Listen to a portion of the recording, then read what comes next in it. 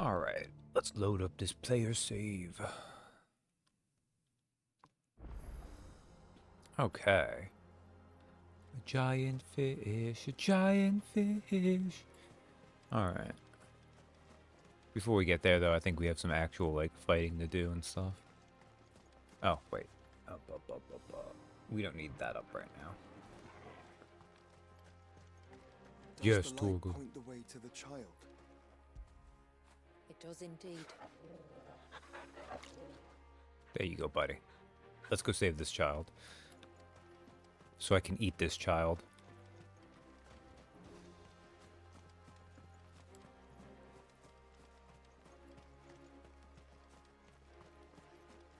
I thought there was going to be more fighting along the way, but there's like nothing. Look at all the droplets of water suspended in midair. Where they have remained untouched by time for 80 summers. It's not right. No, it's not. It's very pretty, though.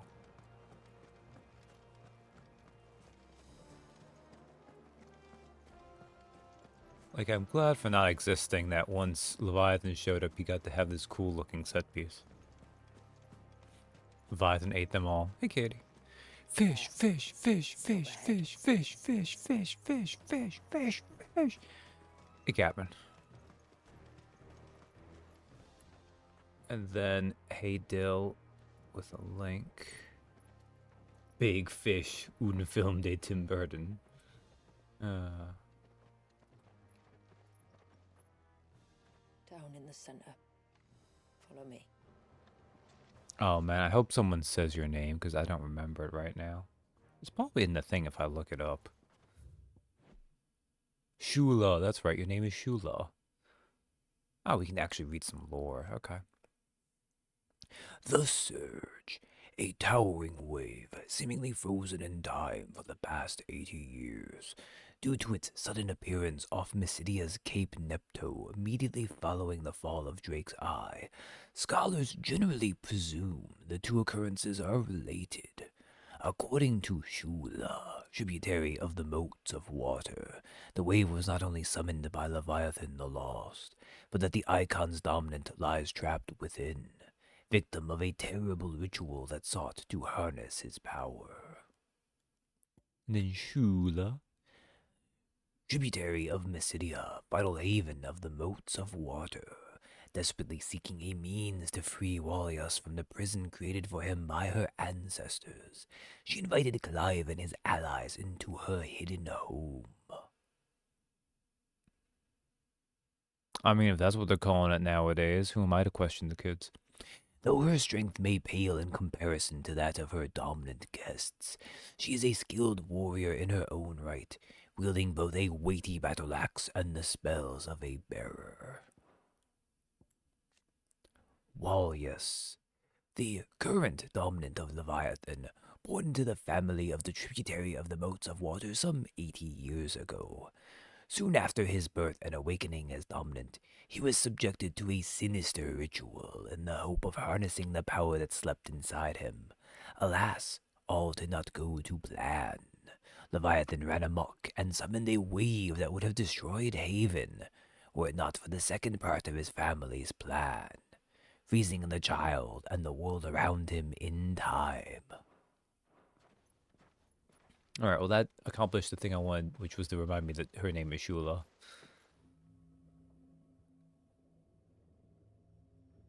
Yeah, it's an angry bubba.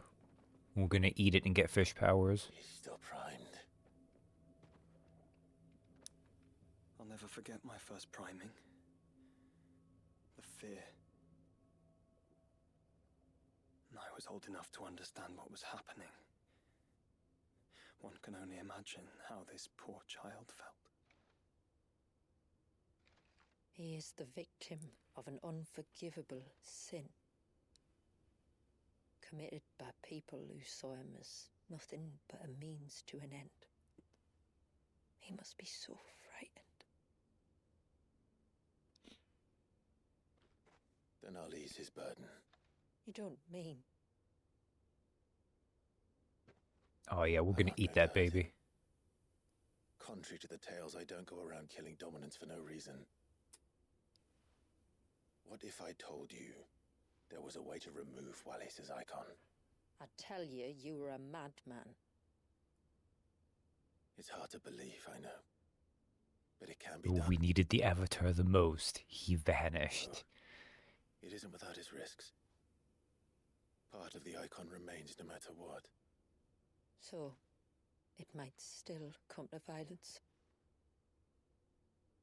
I don't know. It depends on the dominant.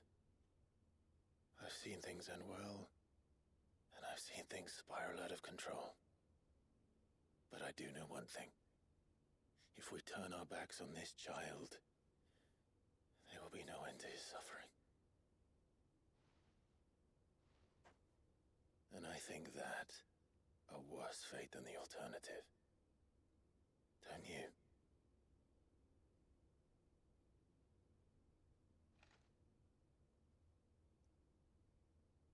Very well.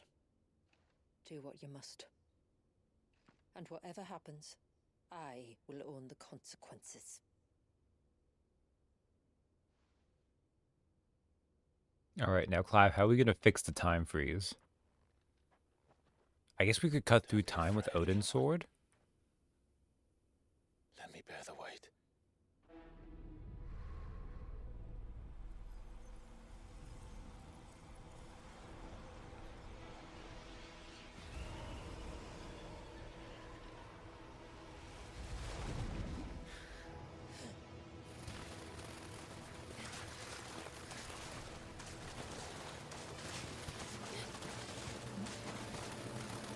Water powers, be mine. Hush now. It's going to be all right. Baby, one fish to stay.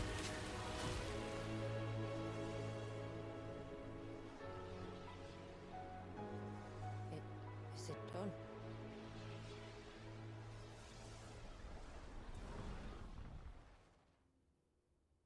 I think so. I can feel the icon inside me.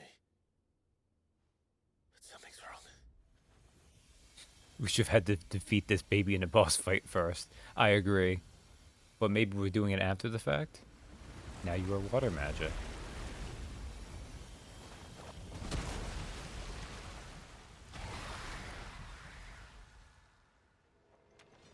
Oh, right. What are these things called? He was The angry. Aggies or something? All right. Maybe they're here. No, they're not here right now. But I remember we learned that the icons have, like, their... Eggy, yeah. Okay. Let's see what you've given me. Let's use these water powers against the water creature. The power of water. Clive has claimed a portion of the Icon Leviathan's essence. Doing with Leviathan not only changes the elemental aspect of Clive's magic spells, but also allows access to several new iconic abilities, such as Cross Swell, an inescapable rush of water that pummels enemies from multiple angles. Abilities are found on the abilities page in the main menu. Leviathan's iconic feat, Serpent's Cry, can be used to summon to Clive's off-arm a sea-spitting serpent capable of dealing precision strikes to enemies at great distance. So I can do water shots? Okay. Pressing square in this state will unleash a tidal torrent. Multiple bursts of water capable of forcefully knocking back smaller creatures, while pressing triangle for a powerful jet of water, a tidal stream at enemy situated just outside melee range. The fish is a gun, apparently. Using these attacks will deplete your tidal gauge, becoming unavailable when the gauge is empty. The gauge will slowly replenish over time, but can be refilled quicker by pressing circle. Time a second press perfectly with the on-screen prompt to immediately refill the gauge, as well as earn unlimited ammunition for a short period of time. Tidal gauge is also replenished when successfully executing a precision dodge. Okay.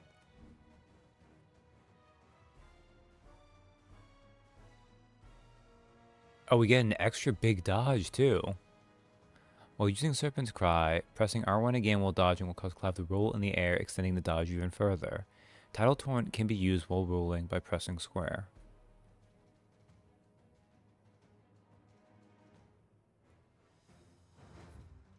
Only Leviathan's abilities are available during this battle. Of course, it makes sense. They want to make you. Leviathan! No, just an eggy, but a formidable adversary nonetheless.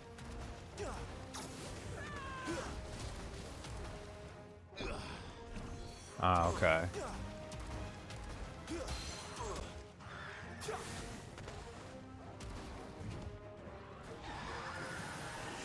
Oh, look. It has friends.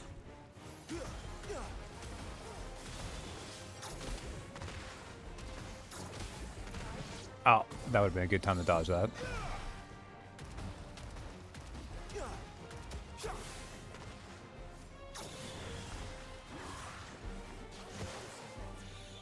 And dodge that. Well, that's fine.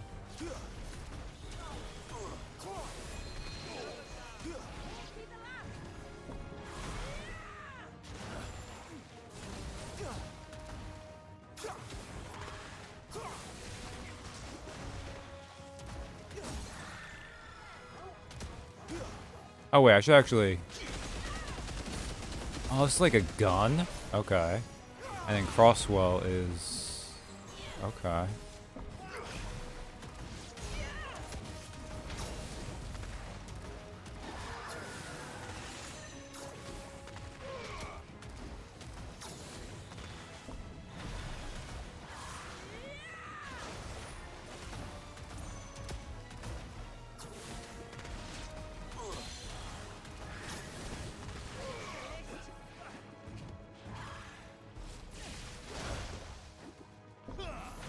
Okay, it's not a full refill when you pull that off, though. Gotcha.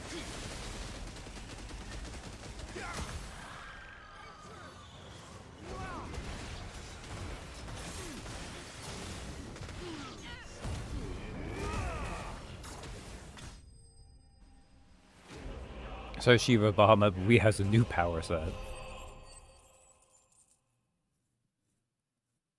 Okay, interesting. Aqueous Orb. So the power of fish is the power of a gun. It's been noted that in some early texts, our forebears would oftentimes refer to crystals as orbs, or ORBs. And while the use of all capital letters to this day cannot be satisfactorily explained, the term itself is most likely one scholar's interpretation of text transcribed from a much older language. This pale blue fragment taken from the body of the Eggy, Pericos, however, is indeed an orb. And while nigh flawless and teeming with the wild whirls and eddies of pure life energy, by no means does it warrant rendering in the uppercase. So there's orbs and there's orbs. Good to know. And we got Magic Dash, which is from that. So.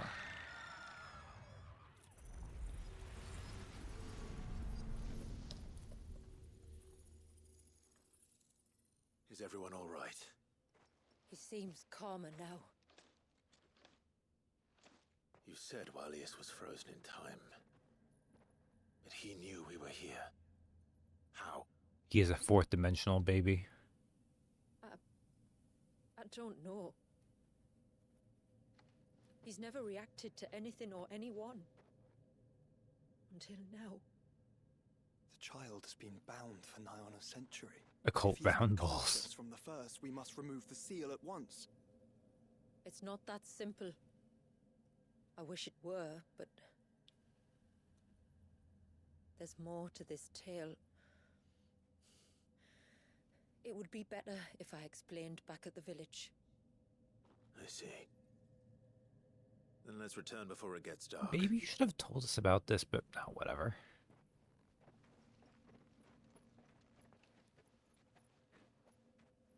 I have the power of Sorry, fish. Walius.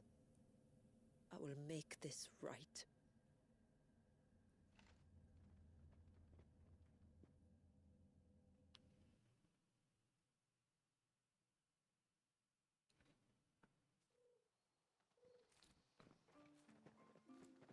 I just teleport us back to the town. So, Fair enough. part of Leviathan is inside you now, is it?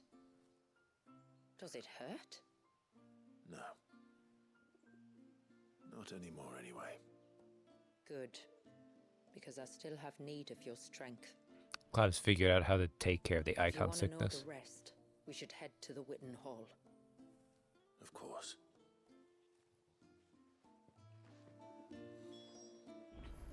That said, that was also time baby magic affected, so maybe this Leviathan attunement is a little bit different.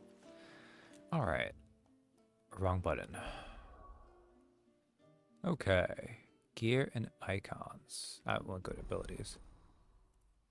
Leviathan channeled. It went to having 8.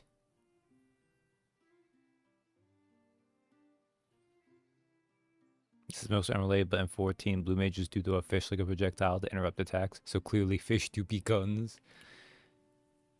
Okay, what is this? What is the thing? Serpent's Cry. This is a transform into powerful range attacks. What is the details? Melee after position dodge. Okay.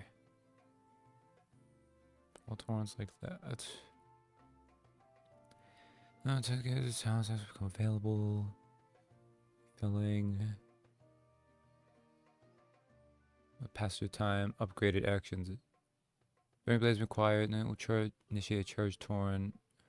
Charge stream. Okay, those make sense. Oh, lunge becomes you do. Okay. Mastery extends the tile gauge and extends your unlimited time. Okay, well, that's useful for sure. Deluge. Launch a long range rapid fire salvo of water that's capable of severely knocking back smaller enemies. Okay. Crosswell. Okay. Abyssal Tear. Rip open a slowly expanding gateway to the murky depths of the sea. And when the timing is right, summon forth an abyssal storm that hones in on the enemies. What? No one turns policy directly above Clive's head. Execute the ability and vent through abyssal water through the gate to all nearby enemies. Interrupting spells. Tear size will slowly increase over time. Tear range from to maximum of 3. Larger the tear, the more water will pass through during an event. Excuse me, position dodge while abyssal tear is active will increase its growth speed. Oh, okay. Both creating an abyssal tear executing event can be done while in mid-air. Oh, okay.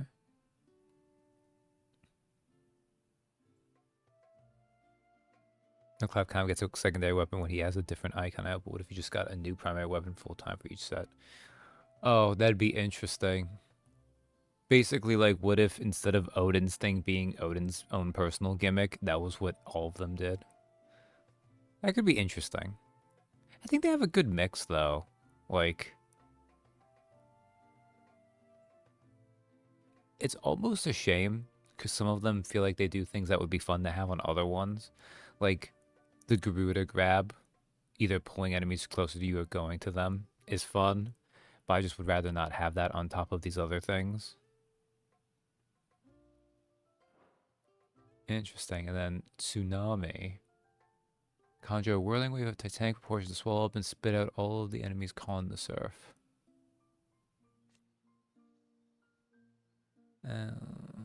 Increase hits.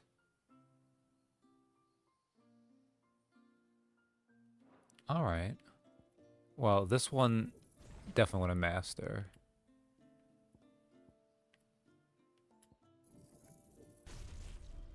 Also looks like they made most of the Leviathan stuff pretty cheap.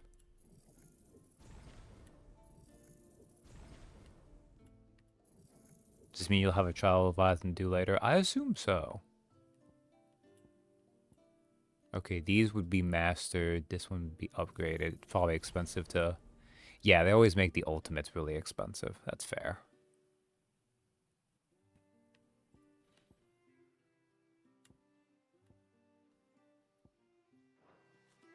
Oh, wrong thing.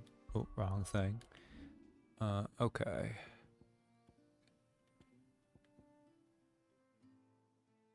I guess what I could do instead, I can do it this way. I'll make a just Bahamut set. Not Bahamut, a Leviathan set. Okay. Shiva.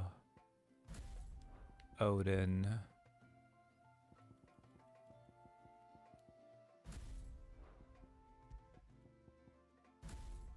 This one I'll keep the same though. What is... Oh yeah, I have diamond dust. I mean, diamond dust is good. I like to have it to break through things, but...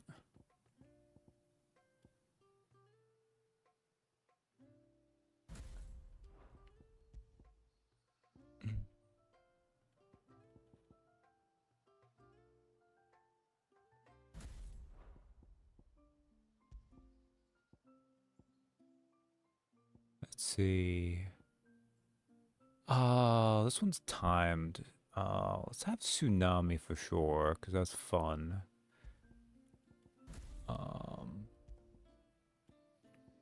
Although maybe I should actually use... I'd have only diamond dust and then Zantetsuken though. That's fine, I guess. The other option is I could put on like... Oh right, I never bought Bahamut's Giga Flare either. So I'd have to use Judgment Bolt, which would be fine. I could also like refund things and alter like that. Missile Tear...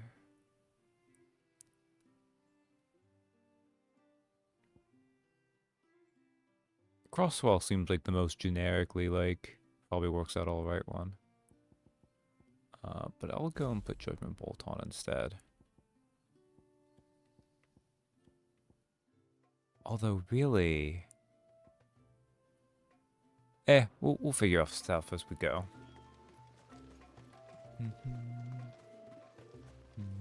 Look, Dad, the tree's back. Do you think the same?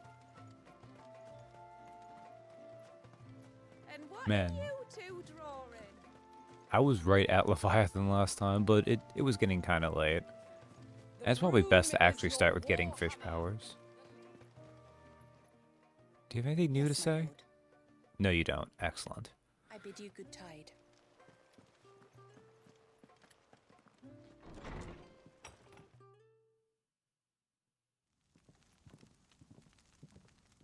To understand the spell which binds Walyas, you must first know who we are, and what drove my forebears to commit such an atrocity. Do we have anything? We have Haven in the Moats of Water. As a 14 player, I am extremely disgruntled at the sight of Leviathan, Odin, and Shiva being your 3 summons. Joke is we only get a Efreet, Titan, Garuda, 2 Bahamuts, and a bird. And your bird's not even Phoenix, it sounds like. Because I assume you would have said Phoenix then. Haven. It is? Ah, okay. An idyllic village situated in the center of one of the North's last remaining woodlands. Here live the Moats of Water, a tribe originally hailing from Ash, having only arrived in the region in the last century. A wooden palisade encompasses their isolated community to provide protection from the region's myriad beasts and beastmen. And then the Moats of Water. The people among whom the dominant of Leviathan is born. Their history begins in the lands surrounding Drake's Horn and southern Ash. After the fall of the Mother Crystal, their people set out in search of a safe haven, wandering through the alien lands of Storm for decades until they found a new home in the unclaimed land of Mysidia. Their long history of common struggle having united their people as one, bearers of the Moats of Water are esteemed equally to their less blessed brethren. But I prefer to just call it a bird because it is only relevant in an optional dungeon. It's an important optional dungeon, but it is optional. Ah, I can understand that. Most swimmers only get 3 crayons. They get almost as many dragons as they get crayons. This tapestry is our story, the one that brought us here. That is an amazing tapestry. After generations of wandering, my people sought refuge in northeastern Storm, some 170 years Just putting the ago. baby in the Leviathan picture. But in exchange for our safety, the Gregorian Church demanded we renounce our faith and branded us heretics when we could not. To be exterminated, as a lesson to others. And so was it chronicled in the imperial histories, for anything less would have made the Church seem weak. yet a handful survived. The few who did fled north and west, and in doing so discovered two things that would forever shape our fates. The first was an old legend revealing how to make your very own mother crystal. Oh, well, there we go. I've heard that one before. Yes, yet it gave them new hope, however false. Damn robots. Our ancestors convinced themselves that they could recreate the divine if they could only find a strong enough heart. A living being capable of channeling torrents of ether. And the heavens They provided. wanted to make a mother crystal out of baby. Well, yes. They'd stumbled across a nostrum in an ancient ruin, which they believed could provoke a sudden outpouring of a creature's ether. They meant to enrage his icon. Leviathan would have destroyed everything, had our people not made their second important discovery. A means to stop time itself. Baby crystal, if Where you did will. they Yeah. find that? The Northerners had no such magics, or they would have used them. When our ancestors first arrived, the land was uninhabited, save for an old witch who lived on the highest peak. Her body had been consumed by the curse, a cruel payment for her long years of service to the Northern Thanes. So desperate were they to prevent the fall of Drake's Eye, they'd forced her to devise a spell to stop time. But Drake's Eye did fall. It did. When she finally perfected the necessary magics, it was already too late. Whoops. As punishment for her failure, the Thanes exiled her to this forsaken place to live out the few days she had left. Knowing her suffering, our ancestors cared for her as best they could, and in return, she gifted them her spell. That even though she should die, her legacy might live on.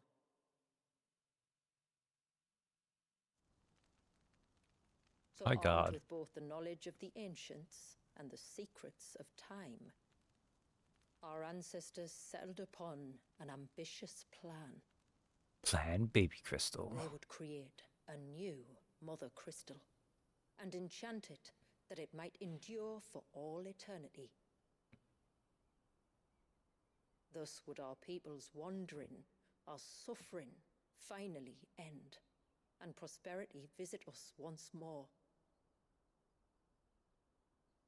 And all it would require was the sacrifice of a single child.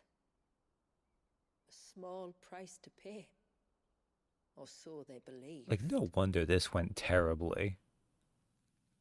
Another victim of man's blind reliance on the mother crystals. So we know the seal source. How do we break it and restore the flow of time? Do you recall the dome of light on top of the cliffs to the west? Inside lie the ruins of an old temple. It was there that the witch built the Ver, a conduit of sorts that channels her remaining ether into the surge. But it's been a long time since anyone set foot in the place. And now there are others who claim it as their own. All We should right. go prepared for a fight. That said, it may be best if one of us stays behind. You think the village could be in danger? We saw the ether flow from Wallius in all directions, but only encountered a single familiar. There will be more. And should even one make its way here, I doubt the walls could hold it back for long. Then Let's I just shall do stay. side quests and get rid of them. Phoenix will see your people safe, tributary. You have my thanks. Very well. We should depart at once. I fear time may no longer be a luxury we can afford. Well, we have left our baby brother behind. But we still have our dog with us, and that's the important thing.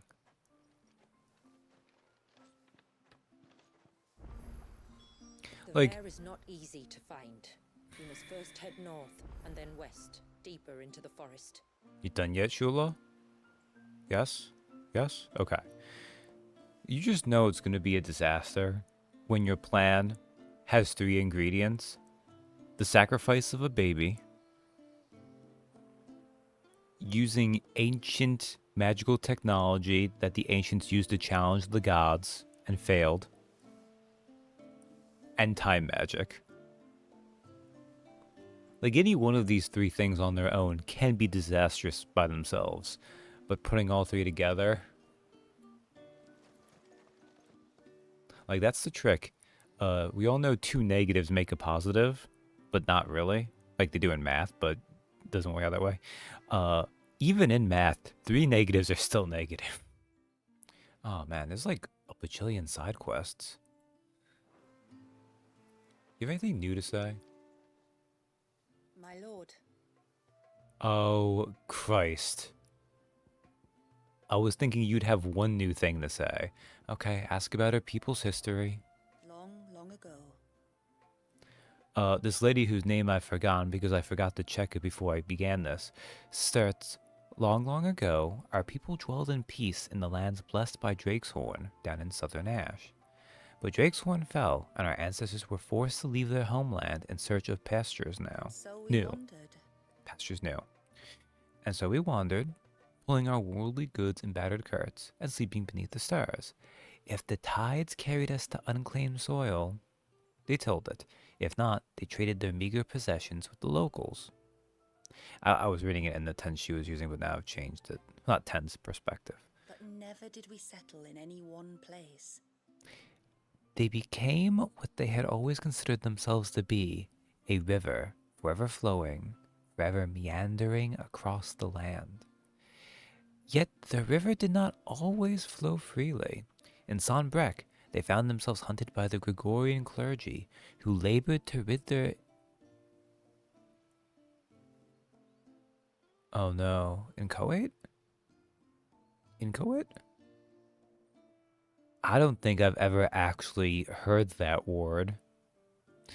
Either way, who labored to rid the Inchoate Empire of each and every heretic who dared to set foot there. Inchoate? Inchoate? Inchoate? Their cullings came close to staying our river's course. But despite their claims of victory, they godless barbarians survived, albeit in fewer numbers.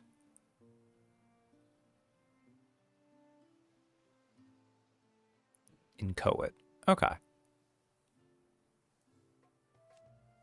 And after many more years of wandering, of suffering, they finally found their way here to Mysidia, their new home, their haven. Ask about forbidden knowledge. Oh. Like, can you believe... Okay. I know they really like their super awesome mother crystals.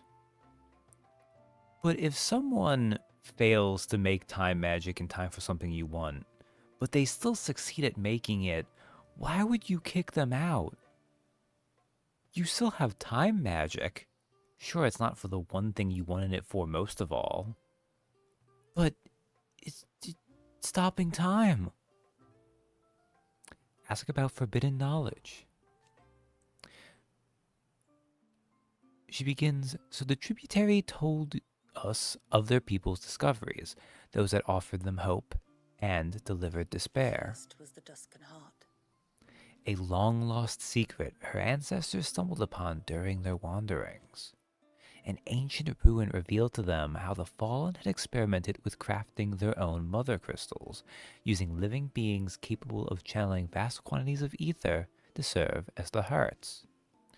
Of course, her ancestors had not the strength to capture such a creature, nor the means to bind it to their will, had the heavens not provided them with the perfect test subject.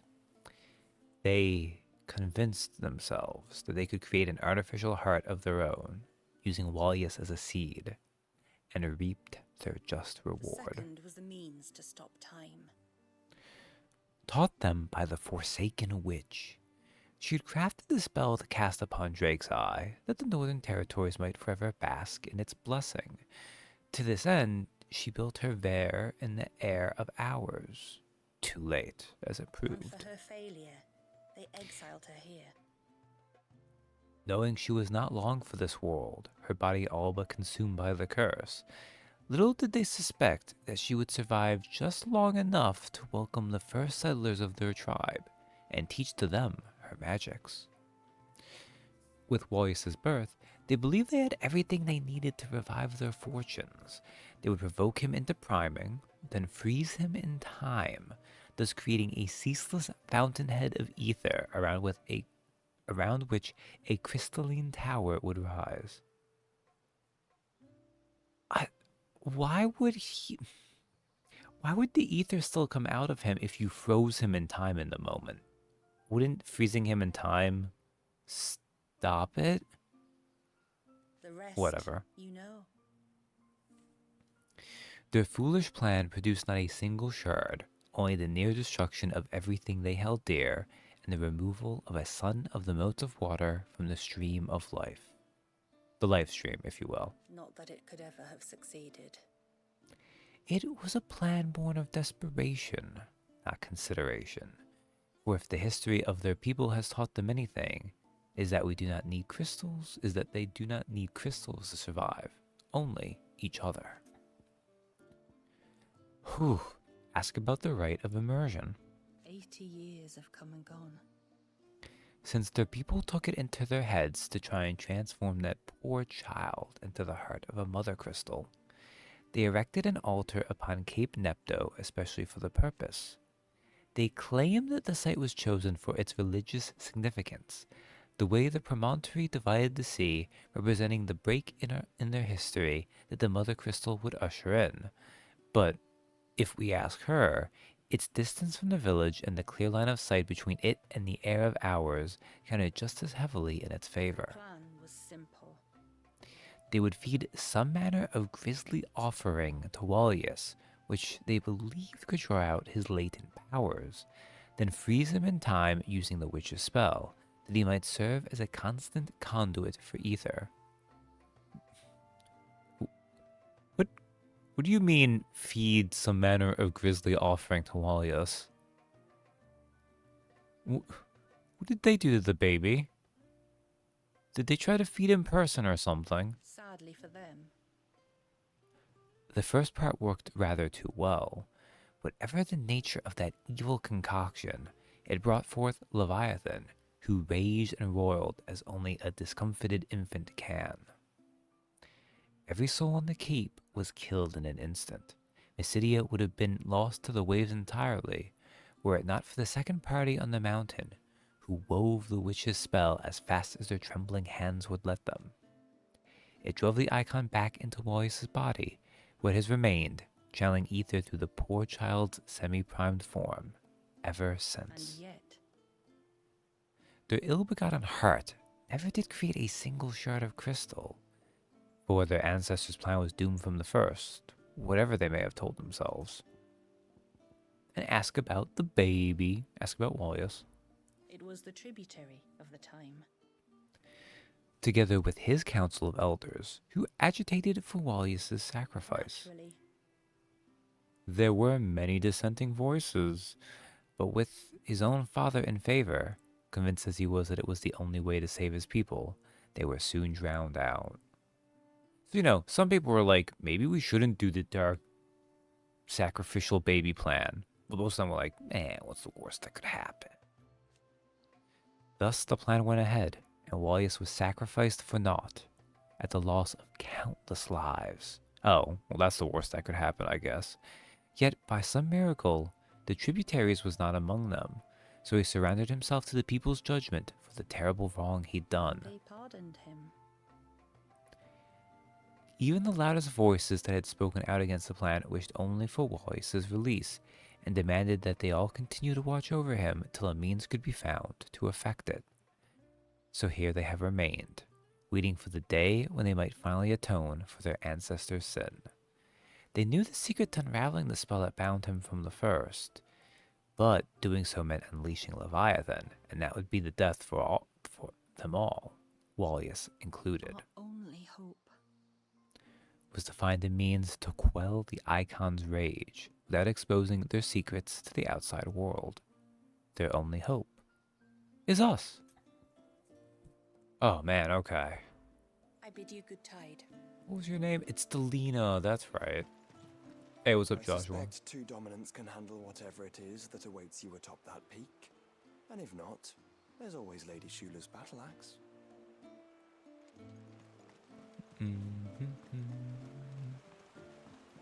Alright, it is time to collect some side May I quests. speak with you a moment? Jamila? There is a matter with which I would beg your aid. Of course, what is it? Please, not so loud. Something serious then. Yes, I think we might have company. I was passing by the low gate when I saw a figure moving among the trees up on the cloak. At first, I thought it must have been you or your brother, so I didn't say anything, but the more I think about it, the more certain I am that the figure looked familiar. Go on. You're sure it wasn't one of the other villagers? Positive.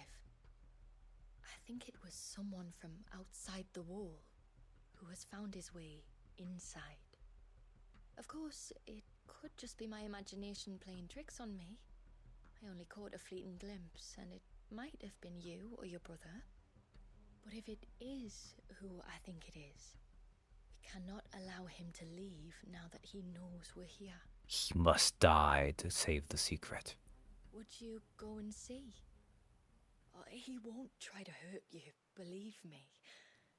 Given what lurks in the forest, the only one likely to get hurt is him.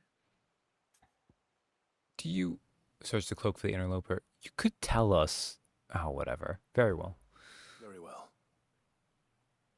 Whether the man you saw is who you believe him to be or not, we need to know. It may yet be someone else entirely. Someone who means your people, or my people, harm. Perhaps. Just promise me that if you do find someone up there... Don't worry. I won't draw my sword unless I need to. Thank you. Yamila, this man you saw, might he be the customer you told me of? I fear so. Oh. The customer? I'll explain later. Come on. This sounds like it might be saucy. We'll prioritize it for now, but I think they were over, like...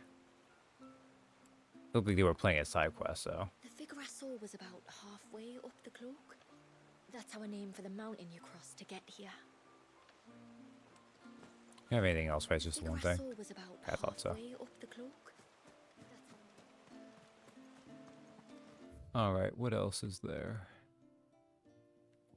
Oh, we can go to the forge for something. Interesting. And there's these side quests. Okay.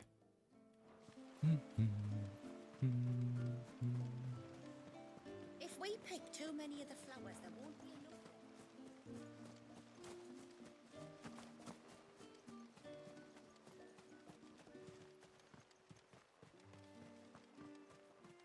Well, let's see what is going on at the blacksmith. Yes? What's up, Pavad? Tide Strike? It's a weaker sword than the one we got from the DLC. Well, the other DLC, I should say. That's fair. Tide Strike. Surge did the tide, the water rising as if it were some mighty whale stranding itself upon the shore. Iconomachy, Book of Currents, 1540. Well, we'll still make it. I'd like to see another smith do better. Yeah, we'll equip it to get a look at it, at least. Till next time, then. Ooh, it's got kind of like a wave effect on the back. That looks kind of pretty.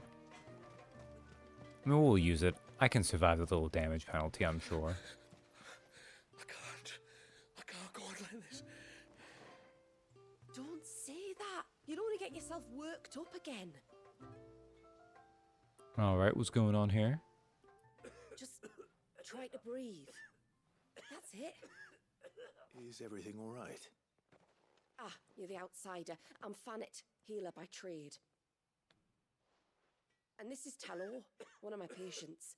He took ill not long after you arrived. Yeah, we can hear. Serious, I hope.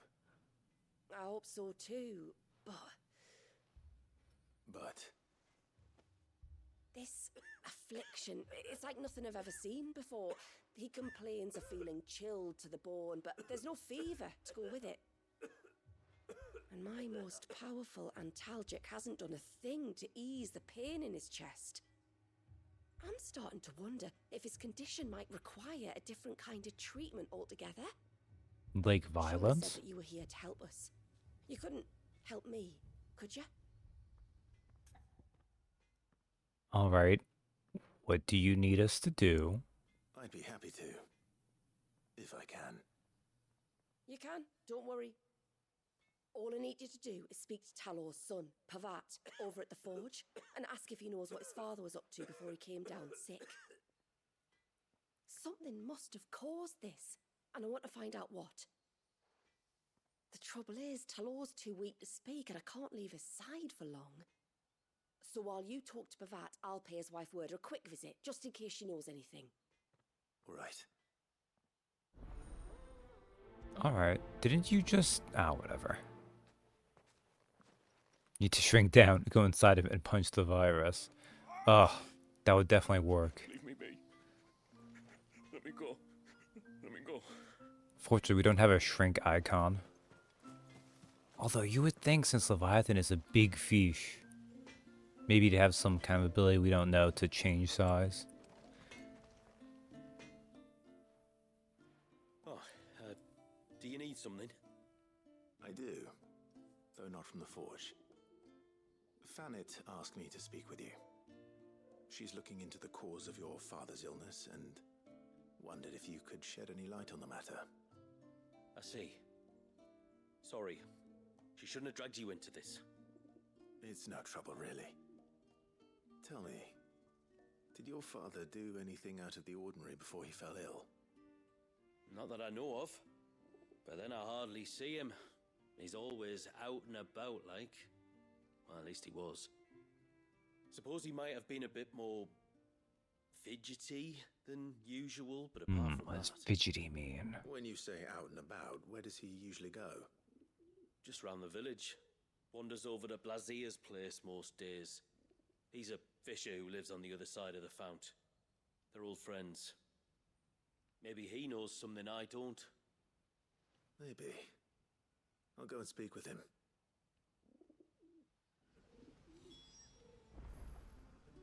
Maybe when you're in the half transform state, Clem will be a merman.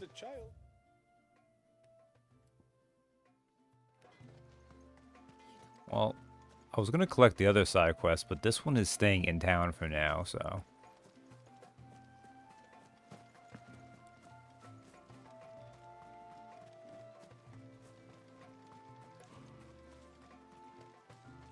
Who's up, Blazier? Greetings, stranger. What can I do for you? Your name is Blazier, is it not? Pavad tells me you're a friend of his father's, and that the two of you may have spent some time together prior to his illness. His illness? Talor's never been ill a day in his life. I don't know why he'd start now. 'Cause he's old? Fanny doesn't know either.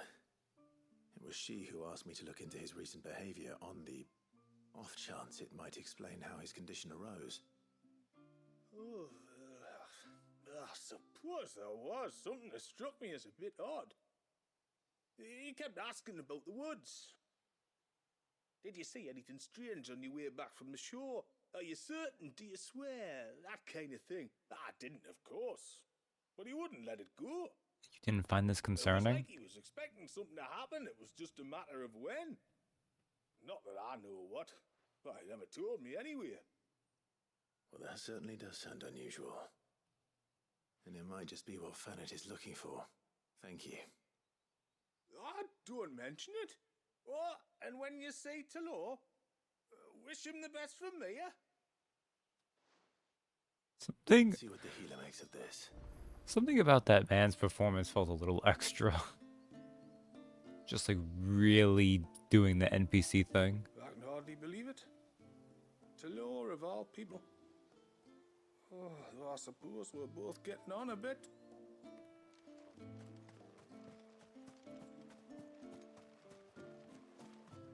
I forgot to speak to Pavad again. Maybe we still can, although I assume that actually went away. Now that we've done that, we'll just do the typical dialogue. Yes? Till next Yeah, time, I then. feel like.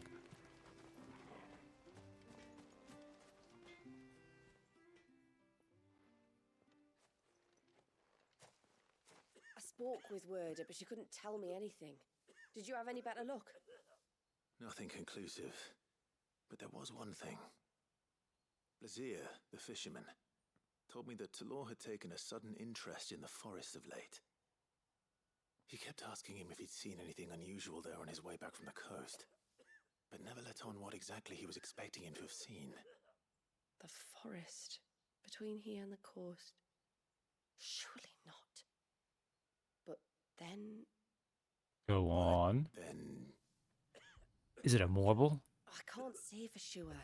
But I think Talor's illness might have some connection to the Tomberries. Tonberries. You may have encountered them during your time here. The small, scaly beastmen. And you think they may have caused Talor's illness?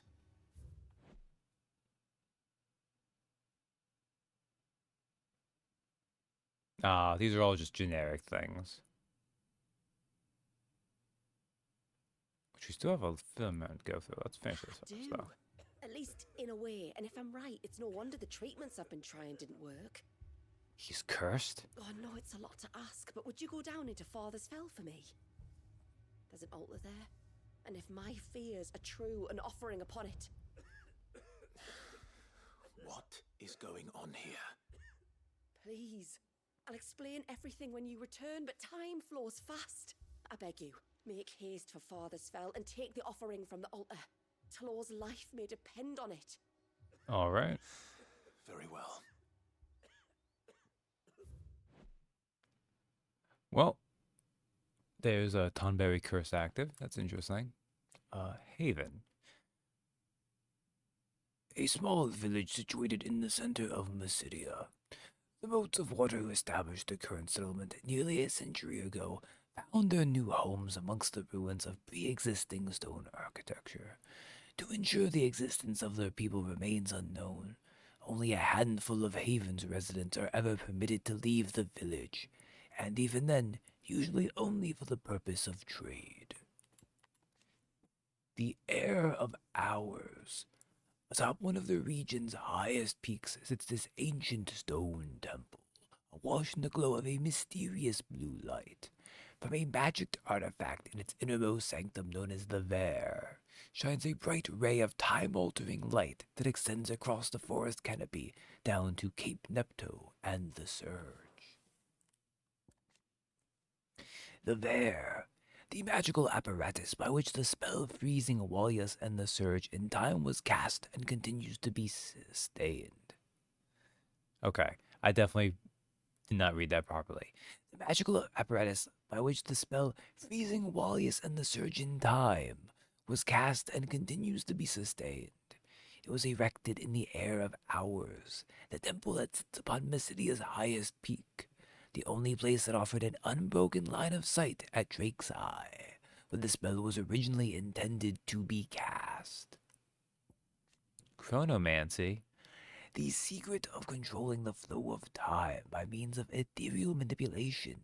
It was devised and perfected by the Witch of the North, who was tasked by the Thanes of the Northern Territories with finding a way to stall or prevent the fall of Drake's Eye. After a lifetime of toil, she finally perfected the spell some 80 years ago, but it was too late to save their doomed Mother Crystal. The moats of water would later put it to another, more sinister purpose, that of creating a new Mother Crystal by freezing their baby dominant in time.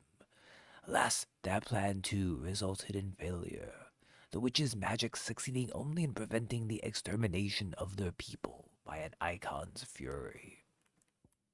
Walius. We have a picture of the baby in his semi-prime form. The current dominant of Leviathan, born into the family of the tributary of the moats of water some 80 years ago. Said family plotted to transform their new arrival into the heart of a mother crystal by means of forcing his icon to prime and freezing it in time, when its ether channeling powers were in full flow. Their plan not only failed to produce a single crystal, but also made of Wallius an eternal prisoner, whose release would spell doom for their people, drowned beneath Leviathan's waves. His only hope for freedom would be the coming of one who could remove his icon, or else best it in battle, one such as Clive Rossfield. Yeah, the Echoes of the Fallen DLC didn't have a kaiju fight. Like, we fought Omega, who's kind of like a little kaiju, but we didn't fight him as a feat, we just fought him as Clive, so we might get to fight Leviathan as a feat. That might be fun. There's an old altar in the forests of Father's Fell where the Tombries sometimes congregate. If you leave now, it might not be too late. It's fine, it's a side quest. I can take this at the time I want. The uninvited guest. What ails you? We'll pick up these side quests too. Bastard things. Oh, I never should have.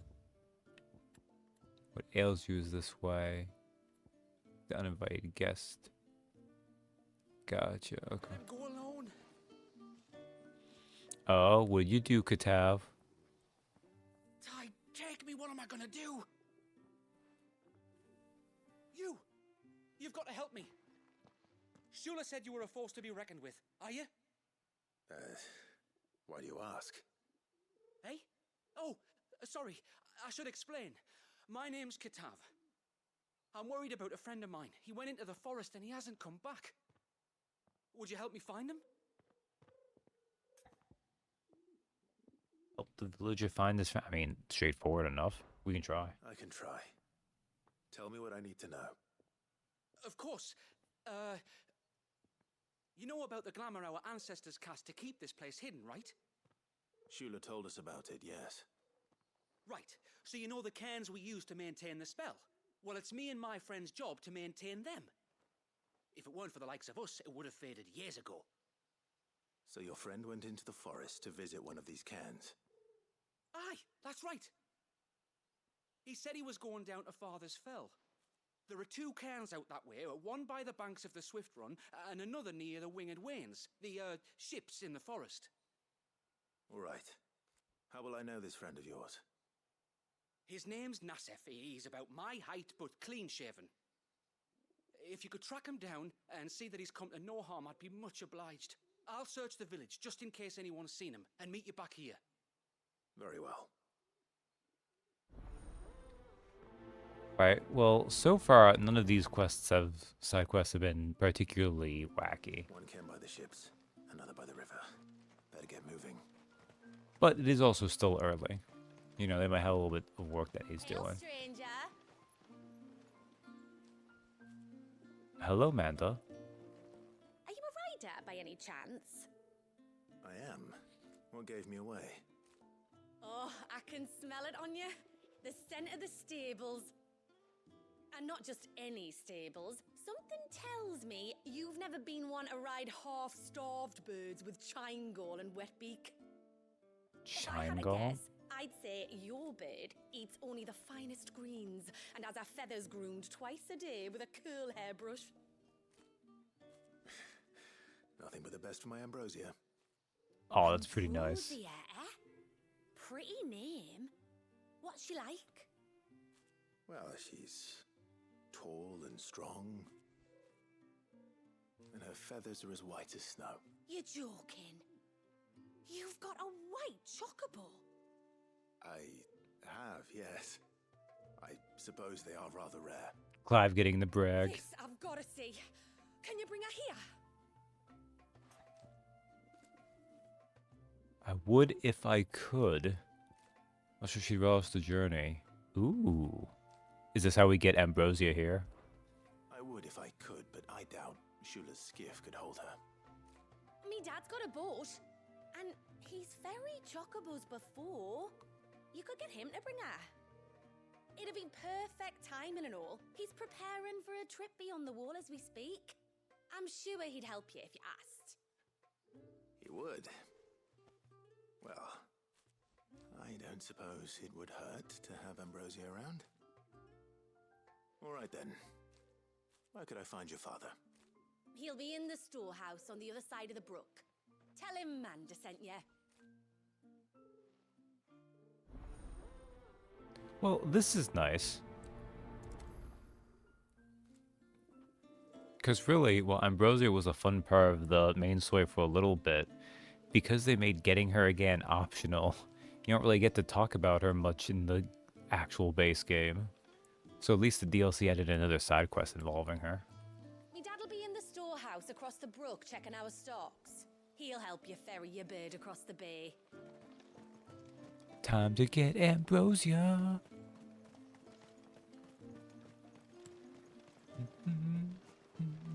Bastard things. You, yes, you. Oh. Manda's father. You one of the outsiders, then? I am. Shula invited me. Are you Manda's father? I am. Got you running errands for her already, has she? She's asked to see my chocobo, but I'd need your help and your boat to bring her here. Or you could just say no. Honestly, that girl and her birds, she'll be growing feathers soon enough.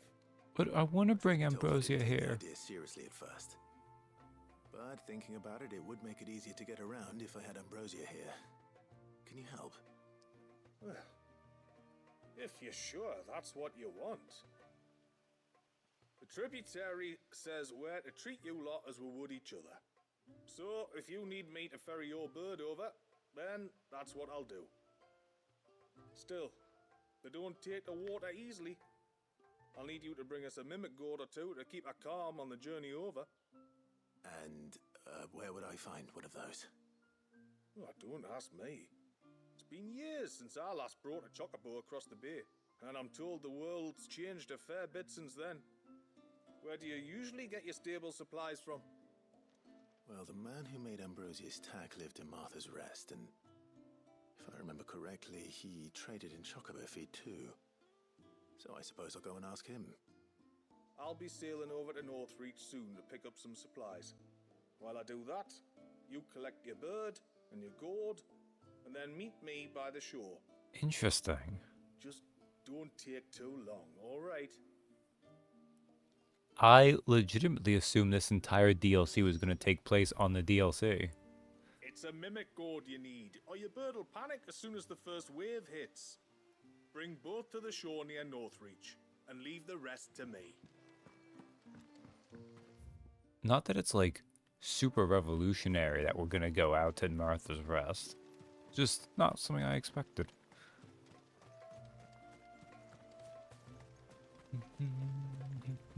Time to do some side quests.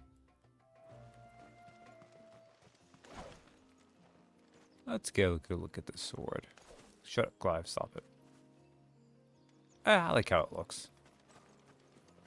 It's no, like, techno saber, but... Oh, switch toggle.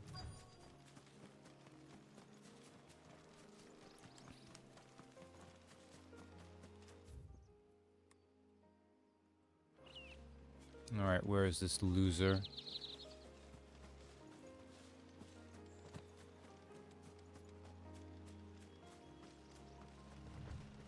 Oh, wait, we can inspect. Torgal, I need you.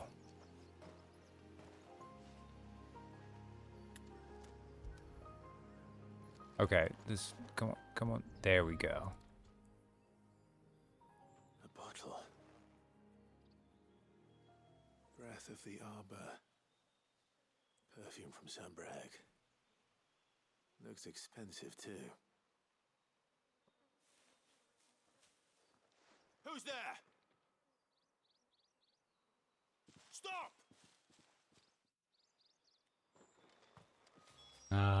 We'll search for the intruder.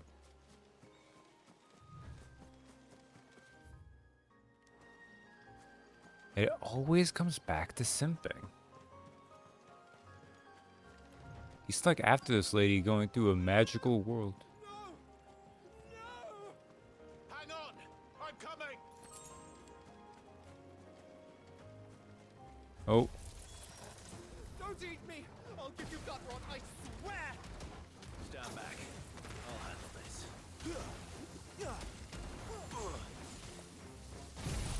Oh. I forgot to put the big spells on here.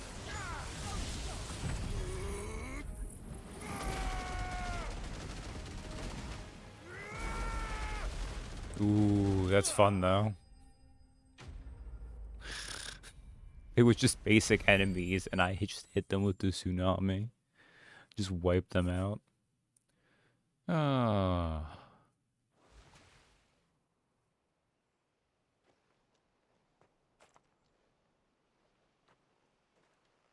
Are you all right? I'm more than all right. I'm saved! Oh, I could kiss you!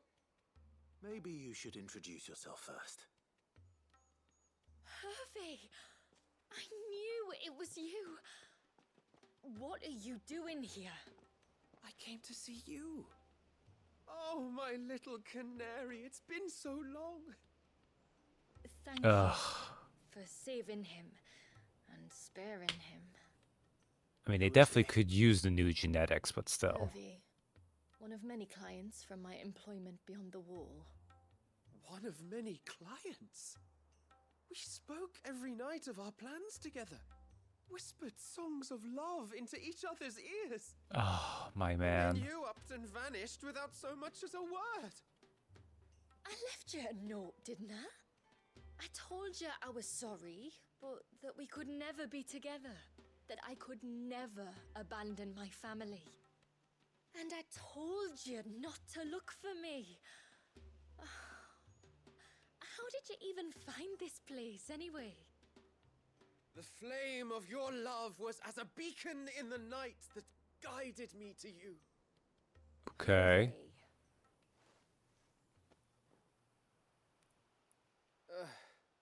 I was walking by the coast near Northreach when I saw a lady who looked like you.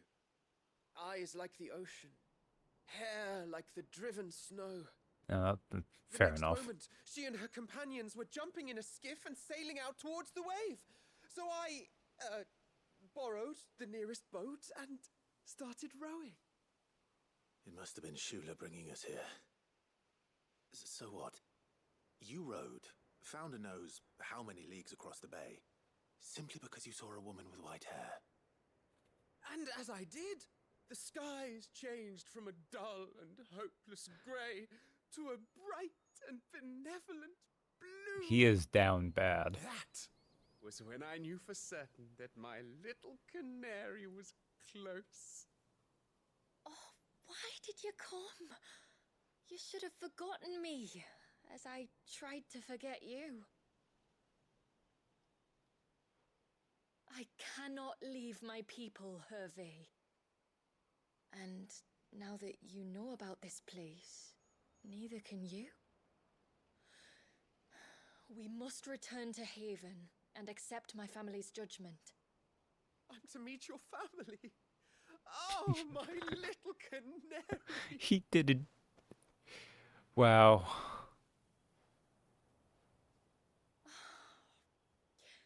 Please, come and see me later. You did as I asked, and you must be rewarded for it. But first, follow me, Hervey. Like, look, the inbreeding has to stop. To the end of the world and beyond. But also, I don't know if Hervey's genetics are the ones you want. The optimism is optimistic. He should never have found this place. How could I be so careless? Don't blame yourself. I doubt anything could have kept that man away. Oh, that's... Okay, so that is timed, but it's like a super long timer. Okay. Well, it is nice that they let you do that. I'm going to actually just... Okay, Rotha's Rest is over here.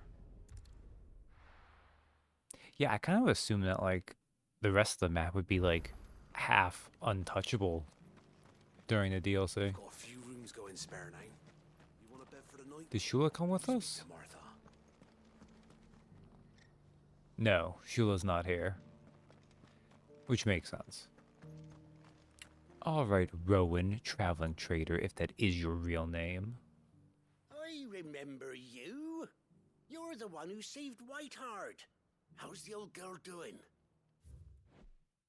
Okay, I'm glad he remembered us because I did not remember we had met him. In my defense, it has been a little while.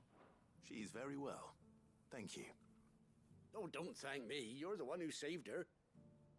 Anyway, what brings you to the rest today? I was hoping to purchase a mimit gourd. And I thought you might be able to tell me where I could find one. Oh, reckon I could do better than that. Just so happens, I've got a whole carload of the blasted things. Not a buyer in sight. Really? What's wrong with your mimic gourds? Aye, you'd be doing me a favor taking a few off my hands before they turn to mush. But just be on the lookout for wild birds, eh? Don't want them chasing after you like they did me. I will. And thank you. Oh, you're very welcome. Any friend of Whiteheart is a friend of mine. And in times like these, friends have got to stick together. We certainly do. Northreach, then. Wouldn't want to keep Anders' father waiting. Alright, well that was pretty fast. Founder only knows what I'm gonna do with all these gourds. Hollow them out and make lanterns, maybe. Jack-o'-lanterns. Or... Mimit-o'-lantern, I don't know. Alright, all the way to Northreach.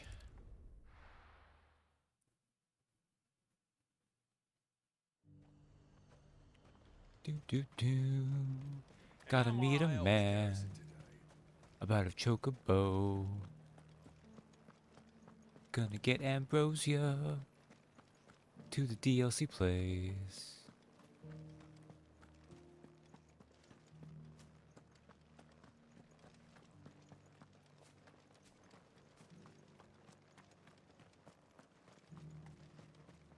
Okay, for a second I was worried I couldn't leave through this way.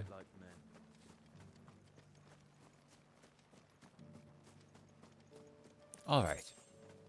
Let's fly, Ambrosia. Fly, Ambrosia. Fly, Ambrosia. Do do do. Do do do do do. Oh. Heck yeah. Surely I can do this on Chocobo back.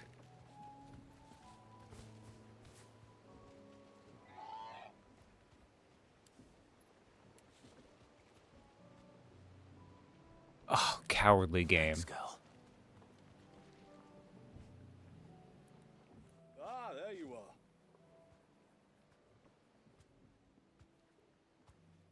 And this must be Ambrosia, was it? Oh, she's a real beauty, isn't she? And she's got an eye patch. Too. Yeah. Mimic gourd.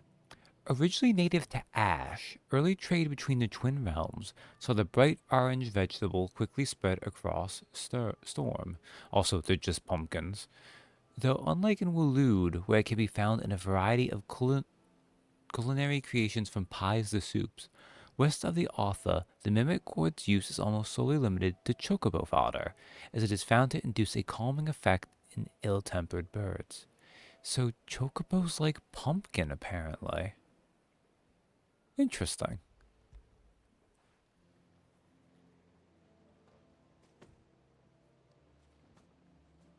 Thank you kindly. Soon as she's gobbled this up, we'll set sail. We're going to take a little trip across the bay now, Ambrosia. Don't worry. Pumpkins are chocobo drugs. Got it. Aw. Seems like it. Mind you, that's probably just in 16's case, because here in 16, the chocobos are worried about water, as we learn with Ambrosia, and that is definitely not the case in, say, Final Fantasy VII. At least in Rebirth. Well, we made it. You didn't know? She is as white as snow. You're beautiful, aren't you, girl? Brave, too. She was calm as you like on the journey over. The mimic gourd will have played its part, of course, but passing through the walls enough to spook most birds even then. Not this one, though. Hell yeah, Ambrosia's a Ambrosia's badass. been through a lot. I doubt there's much that could unnerve her now. Not with a beloved master by her side. No. It's you who looks after me, isn't it, girl? Hell yeah. Anyway, thanks for bringing her here. I hope I can breed a bird like her someday. Oh no. And if Chocobo you and breeding. Ambrosia need ferrying back to Northreach, you only need say the word. Thank you.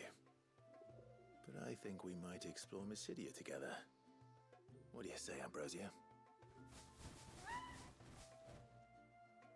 Hell yeah. Quest complete. Our reward is basically just unlocking Ambrosia, but that's pretty nice. Oh, that's just were right. You can now summon Ambrosia in Mysidia. I don't know if that need the whole thing to tell me, but I appreciate it. Alright, let's go see this dumbass who wants to help this village with its genetics problem.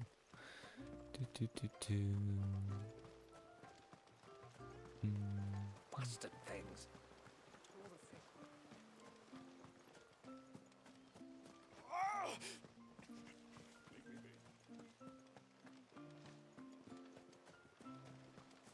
Alright, Jamila. Forgive me. There's nothing to forgive. You two met at the Vale, I take it. When I worked there, yes. To earn the coin that my people need to survive. Though Mysidia is our sanctuary, there are certain necessities that it cannot provide. Oh, that is rough. For that reason, some of us seek employment beyond the wall. Yet few are the opportunities for followers of a strange faith in a strange land.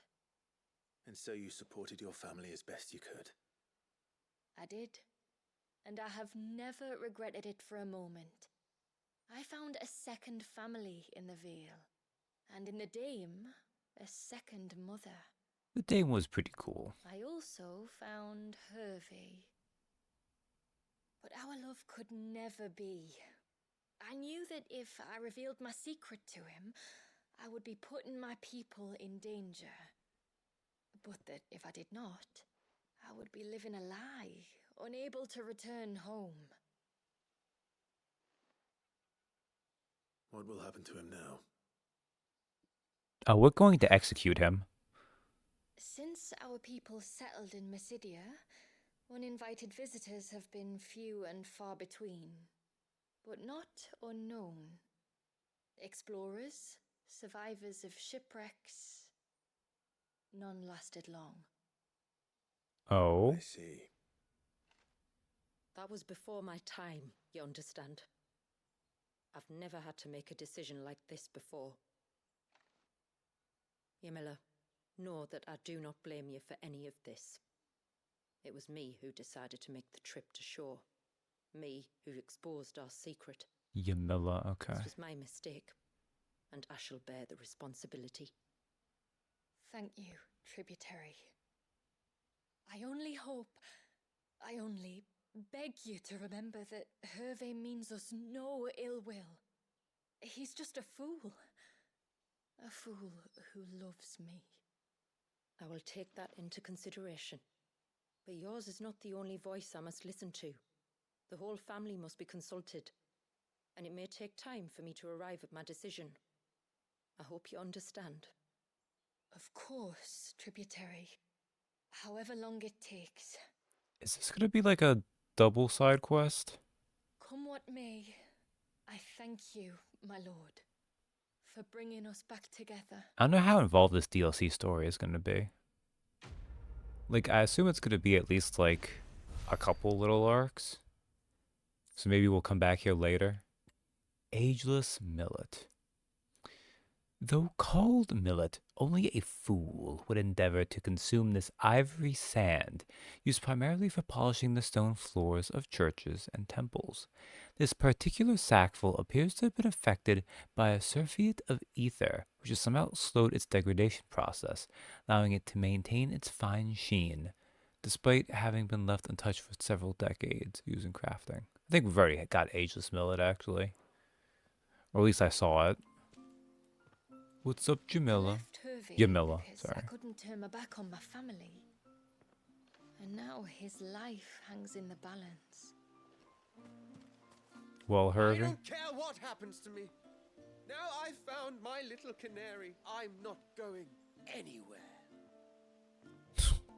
Well, he's gonna try, I guess. You know what? Fair enough, my dude. I feel like you don't understand what the danger you're in is, but who am I to question?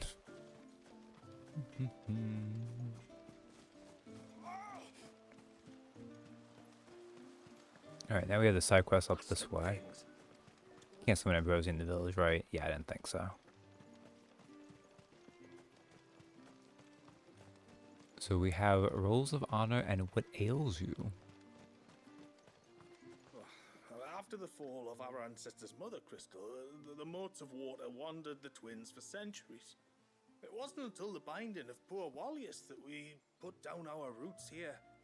And since that day, we've lived in hope that he might one day be set free, and our great-grandfather's wrongs made right. Well, at least they all want to save the baby. Which, you know, fair enough. Well, this one side quest is gonna have to, like, the main quest is in the way. Before we turned east at the shipwrecks to reach the coast. Now we must head in the opposite direction. Left it is then. But first we need to go even sooner left. Get on Ambrosia, get on Ambrosia. Ooh. Run like the wind. You're a simp so hard you discover a secret fish To called... the stables, Carl. If there's one thing I know about beastmen, is that they love to hide in the dark. I haven't, but I've played enough video games I can believe it.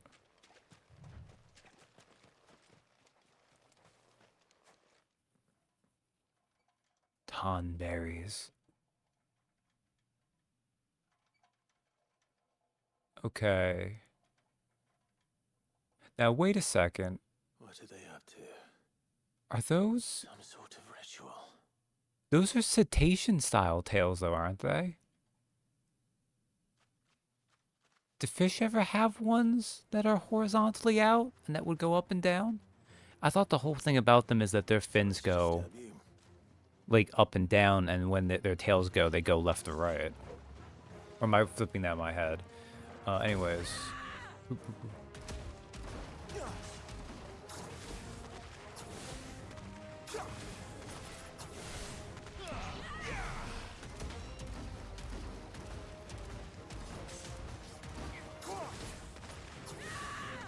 Get lasered.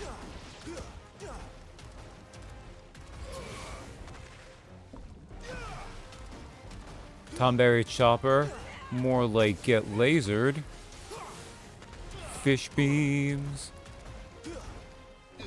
Yeah, I know, right?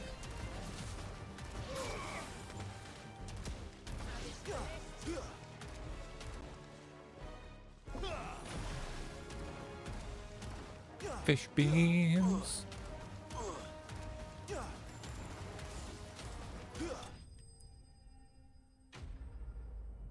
You know, weirdly enough, I know this is not exactly your style of game, but part of me almost wonders if this DLC would have made this more something you would want to play, Katie.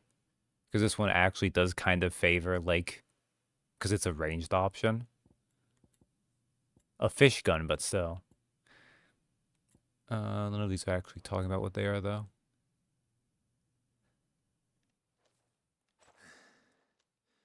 Let's see what's on this altar then.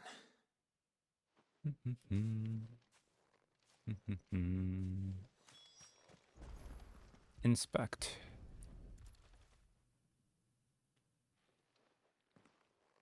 A silver chain. I doubt the Tombries made it.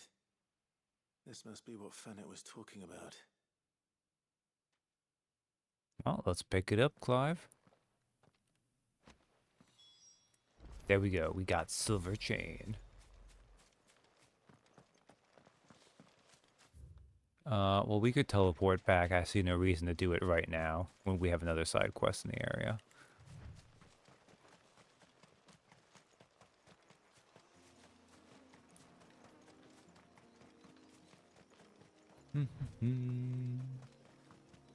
Fish lasers.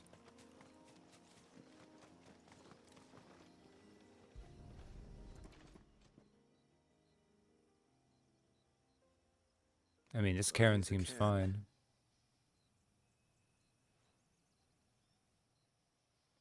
But no sign of Nasef.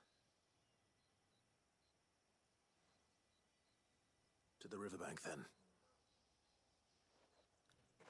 I mean, that would have been too easy. This makes sense.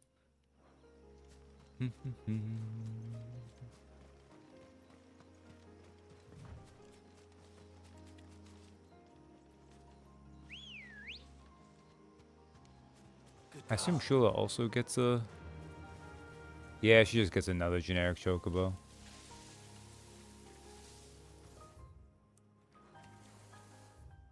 Which is fine. Just maybe a little bit boring. Who have we here?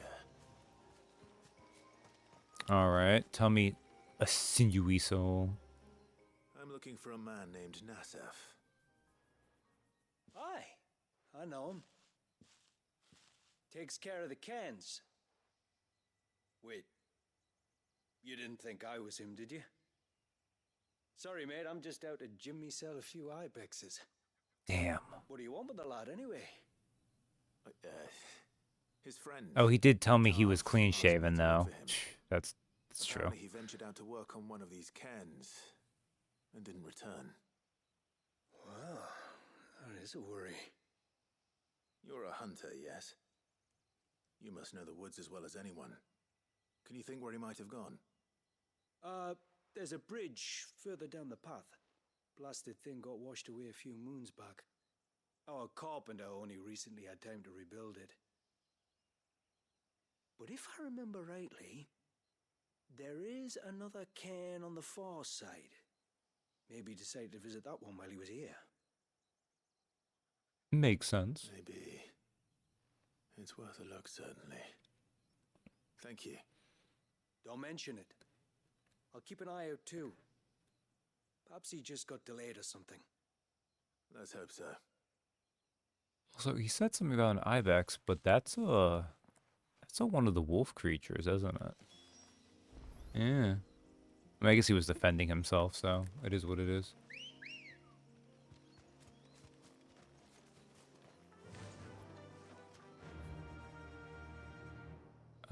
Swift Run River. All right then. This must be the bridge the hunter was talking about.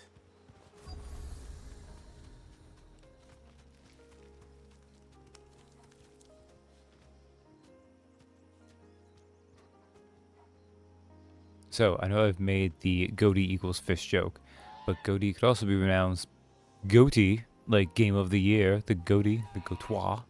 So, by the false equivalency fallacy, fish is game of the year. This is my brain untired. I mean, maybe a little bit untired, but I think that's a fine false equivalence to do. Hold on. Prepare to get...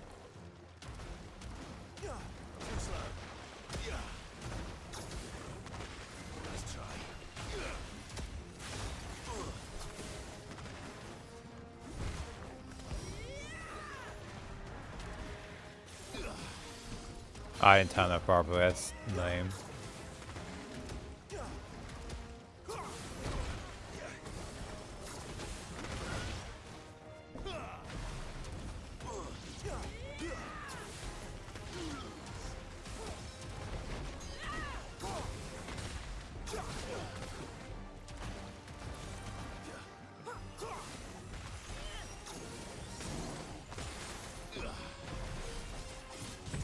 Get tsunami'd.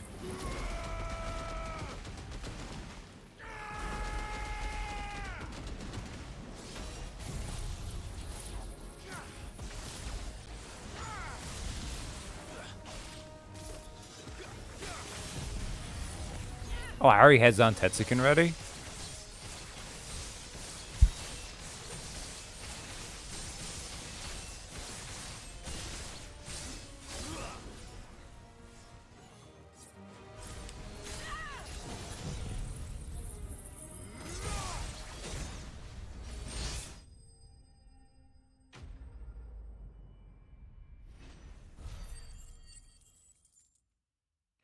All right. Nothing of import there, but that's okay.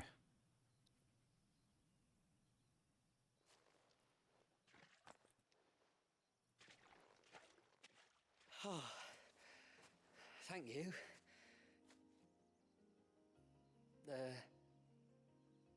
I'm the tributary's guest. And you must be Nasef. I am? But how do you know that? Your friend Katav asked me to look for you when you didn't return. I'm sorry. I mean, we saved your life, so it's okay. I was so focused on attuning the cairn, I didn't see those creatures coming till it was too late. How exactly do they work? Oh, there are crystals inside. They're what keeps the glamour going.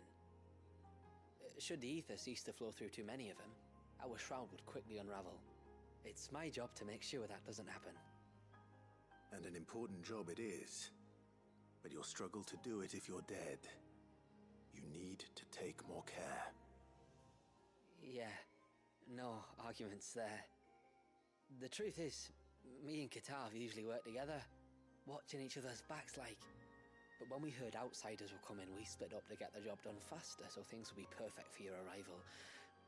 Stupid, I know. A little bit, yeah. So you found him then? Not before the local fauna did. My arrival seemed to put them off their dinner. Mustn't have been hungry after all. Expect you'll be wanting someone to escort you back to the village then, Nasef. Woods are full of nasties today. When you're next in Haven, be sure to come and see us. You saved my life. It's only right I repay you. If you insist. Take care now. All right.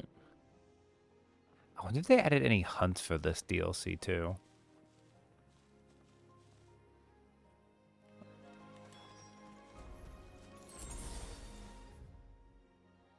This is a whole...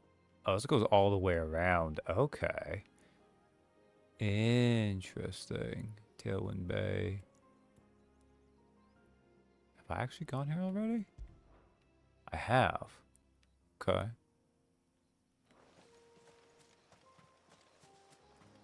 Yeah, we can go through here real fast, though, maybe. Well, no, you know what? The game would probably direct us to go through there. It'll be faster just to teleport back and finish these. So, we'll do that.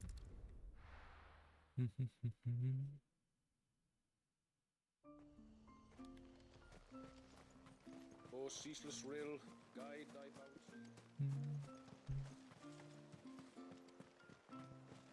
Although this quest might have another stage, considering we just got something from the Tonberries. You're back. Well, did you find anything? Silver chain. A string of finely wrought links found offered upon an altar in Tonberry territory, exactly as Mesidia's healer suspected. The delicacy of the metalwork, combined with the fact that the attached pendant depicts the head of a dragon, suggests that it is not the work of the Beastmen. That's a little bit racist, but probably accurate, too. I did. This silver chain. I knew it. Well, I'm still none the wiser. Forgive me. This chain. It's a Gregorian Maternoster. Excuse you? The faith. What's it doing here? And why would the Tomberries be praying to it? To understand that, you need to understand what the Tomberries are. They feed on hatred and suffering. And some say that if you render them an offering, some token of grievance against your fellow man, they will put a curse upon him. Okay. So you think someone's put a Tombury curse on Talor? I can't say for sure. Truth be told, I always assumed it was an old wives' tale. But given his fear of the forest and the presence of the chain on the altar, I don't know what else to think. Does Talor have any enemies in the village? Anyone who would nurse such a grudge? No, I believe the one who left the chain at the altar was Talor himself. I beg your pardon. Alright. There's more to the tale, you see. It's said that if you attempt to curse a soul that has returned to the sea already, your ire has nowhere to go but back to its source. You're saying he cursed himself? In trying to curse another, aye. Whoops. When my father was younger, he was one of the few permitted to venture beyond the wall on trading expeditions. He told us that when he journeyed to Sanbreque, he'd wear that chain to disguise his true beliefs, lest Grieger's faithful turn their cudgels on him. Did they ever catch him in his deception? Might that explain the ill will he bears someone? Not that he ever told me. Come now, let's not waste time speculating about Talor's past. We need to focus on the present, and that means finding a way to break the curse. Okay. Right. If there's anything Are you going to need to research this? Is this going to be a follow-up quest? Thank you. I shall. Aye, and thanks for going to all this trouble. Here, it's not much, but I want you to have this. We call it an adder stone. It's a gatherer's charm. Reacts to certain rare minerals we use in crafting. Makes them ring out like a bell. Stuff you'd have no chance of spotting otherwise. If you find anything, see that you bring it back to me. I can make you some decent gear with it. If you're interested, like. Okay. I am, thank you. And I'll be sure to pay you a visit. Until then, I wish your father a swift recovery.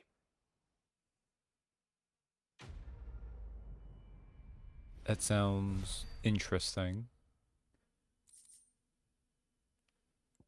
Heatherstone.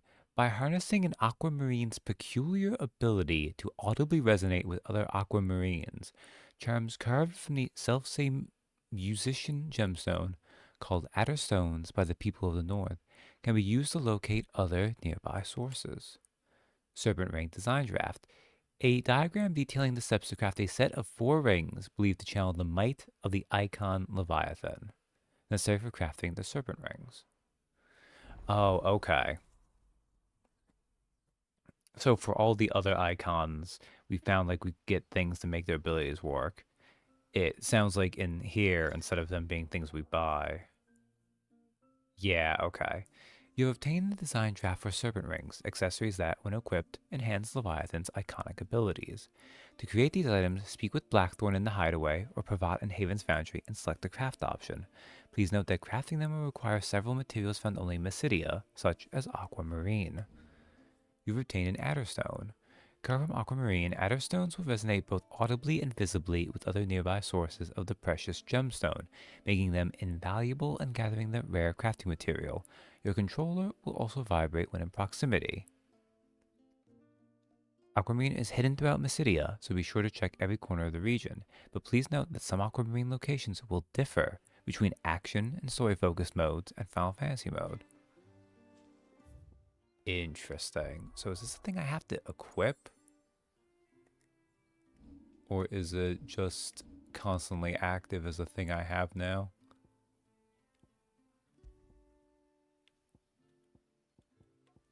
Okay, it's just active as a thing I constantly have now.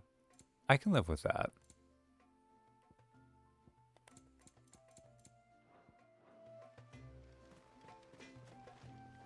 Pavat. And my steel's just as good as any.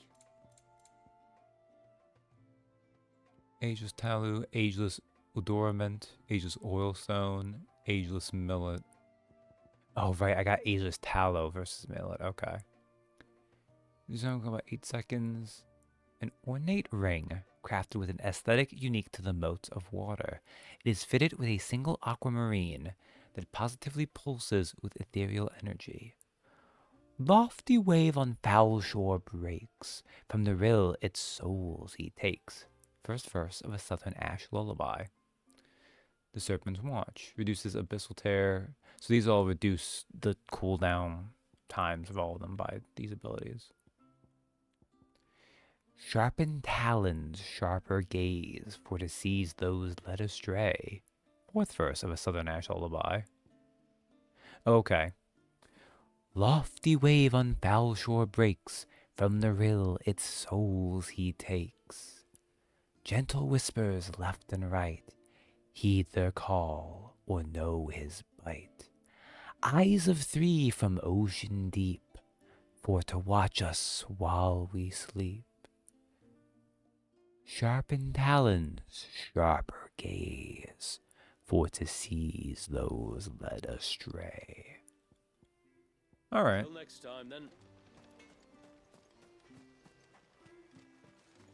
I mean, I'm not even, like, I want to make all those for completion's sake, but I'm not going to be using a bunch of them, so. I thought I'd lost you, but you saw to it that I was found.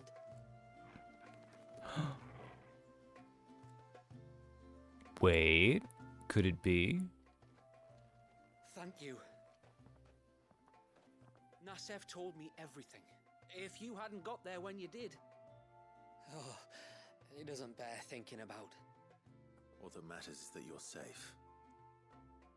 Far be it from me to tell you how to do your jobs, but don't go alone again. Or if we have to, maybe we should think about casting the glamour on ourselves to keep the wildlife from spotting us. It'd take its toll, of course, but it'd beat letting the cairns fall and having to weave the entire spell from scratch. Imagine if we had to do that. I'd rather not.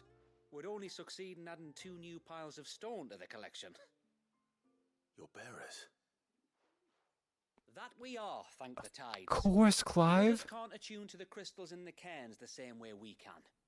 Reckon this place would be doomed without us. So, you do this work for the good of your people? Not because... We're forced to. No. From what I've heard of the way things work on the outside, we were truly blessed that our reign fell here in Mysidia. Our people are few enough as it is. If we started turning on each other, kin against kin, over nothing but a stupid accident of birth, our days would be numbered. Yeah. Anyway, all's well that ends well, eh? Thanks to you, both of us live to keep this place hidden another day. Also, to be perfectly clear too, they can't really afford to cut out anyone from their genetic pool either. Silver penning. As its surface is so time-worn as to render any markings indistinguishable, we may never know when or by whom this ancient silver coin was minted. However, considering that Gil has been in circulation since the advent of the realm's current calendar, the piece is quite possibly over 1,000 winters old. Oh. Lovely weather, isn't it? Another beautiful day under the glamour. The few crystals we can get hold of, we add to the cairns to keep the glamour from fading. And any left over we give to Pavard for his forge. Not that it stops him mourning. Alright. Well, with that, it looks like we did the first wave. Yeah. We did the first wave of side quests. We have unlocked Fish Gun. We now have the next stage. Oh,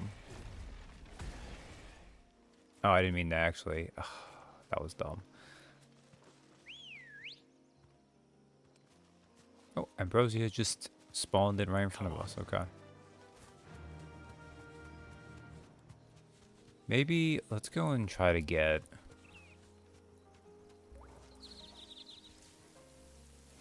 Can I... Oh, I need to hold. That's right.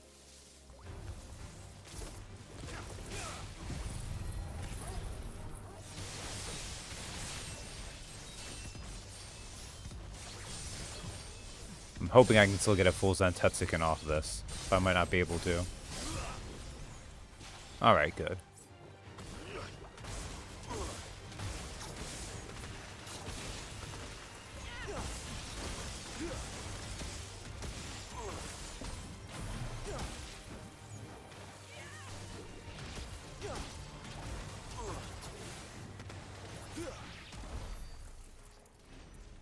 Alright.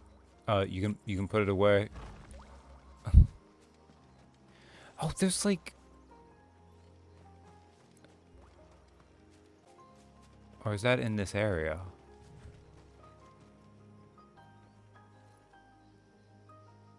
I'm not sure if that loud dripping sound effect was because of...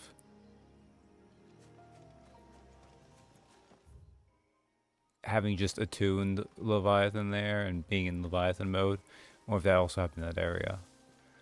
Okay. As I was building up to it though, I think this is a good spot to take a tiny break. Also I should save too. How am I doing on abilities? There's no point really putting any of these on right now. So we'll just start saving up ability points again. So I'll save.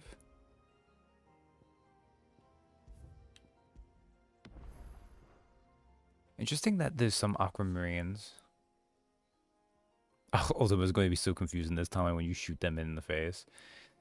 He's like, what did you get a fish gun? But yes. I'll be right back in a few minutes, just gonna stretch my legs, etc., etc. Alright, I am back. I accidentally knocked over my controller when I returned, but it's okay. It's fine. You would think I'd be more careful with this, considering. There's a large gate up ahead, and beyond it, a cluster of ancient ruins. The temple, or the Heir of Hours as my people call it, can only be reached by passing through them.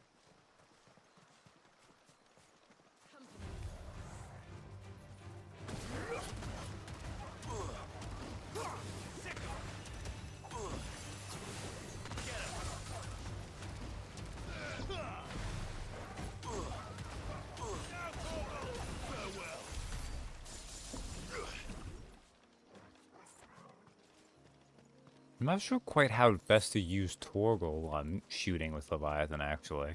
The forest is crawling with life, most of it hungry, which is why we make sure this gate stays shut. And why you carry that impressive-looking axe, I presume.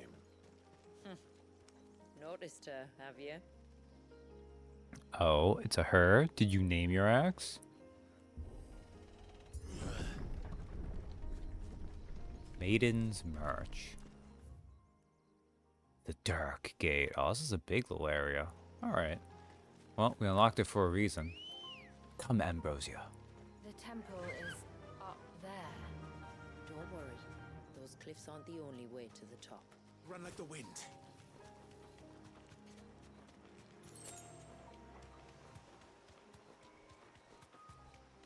I guess I should be looking for the aquamarine, but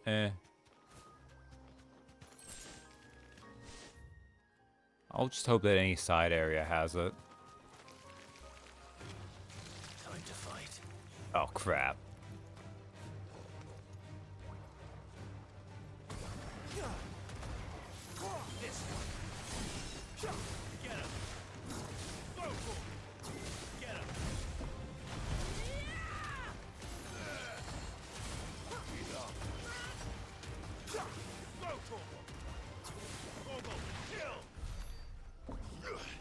Wrong thing.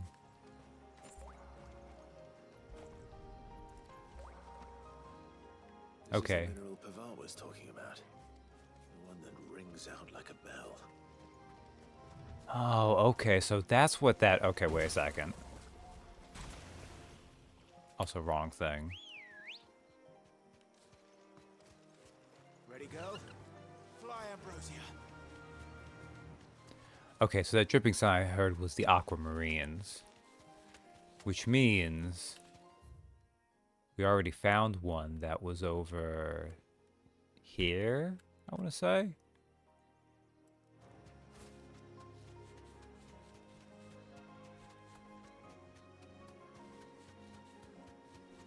Or was it when I was coming out this way?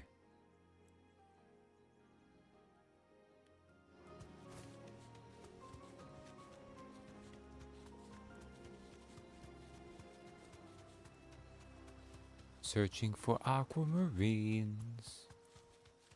Just need to hear kind of drippy water.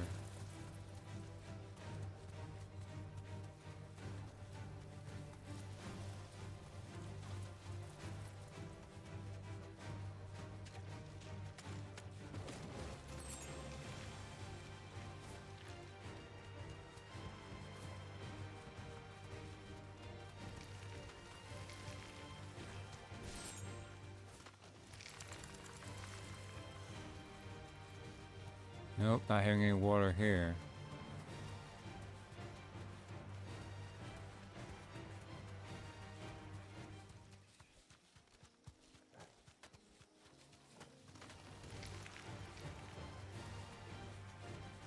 No, it wasn't here either. We'll go through this way too.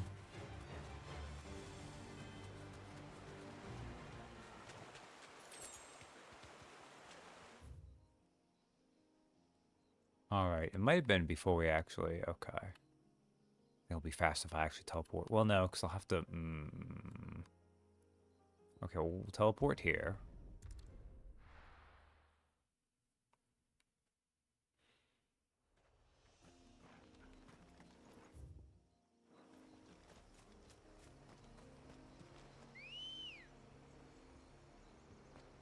I keep being able to, like, immediately jump on Ambrosia, which is not how that works. Let's check this way, see if we find any aquamarine.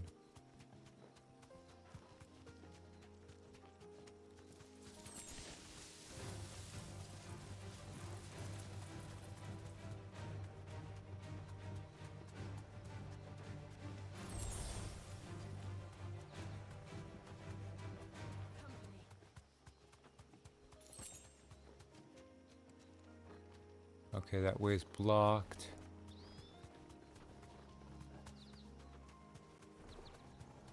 Oh, wait a second. There was a chest here, though. Oh, another silver penny. Okay.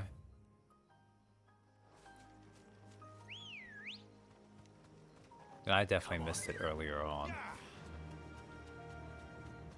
You know, it's kind of silly, too. You would think I would realize they were talking about a sound with the aquamarine. It was a loud water dripping sound effect.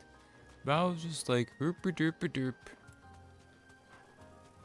Happy in my ignorance.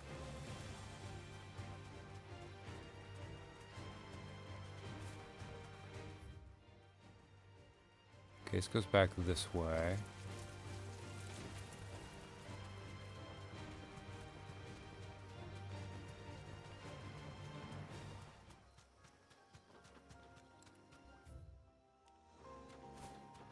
Check the green altar very quickly. I can walk from here. Being fair, rocks don't drip.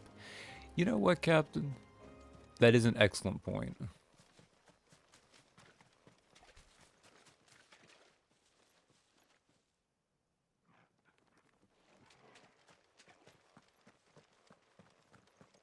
Alright, now those are the splashing sound effects of Clive moving through the water. Okay.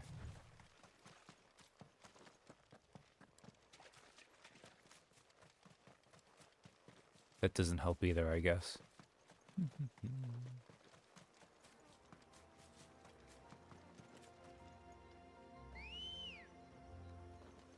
Alright, Ambrosia.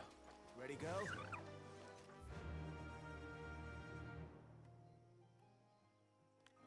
Fly, Ambrosia.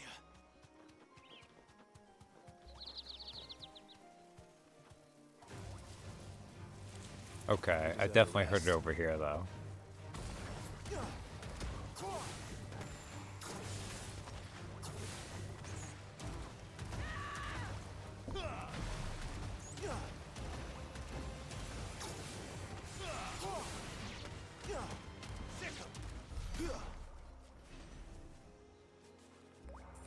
Ah, here we go.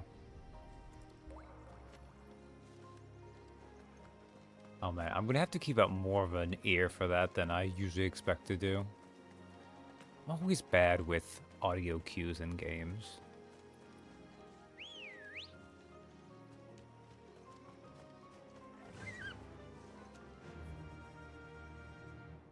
Admittedly, a significant part of that's probably the fact that I'll play a lot of times on the TV with the volume not turned up super high. Like most ambient sounds I'm not going to have super loud. You can pick up on a lot more when you have it through like a headset or earbuds like I currently have it. Alright, good, this is where we need to go.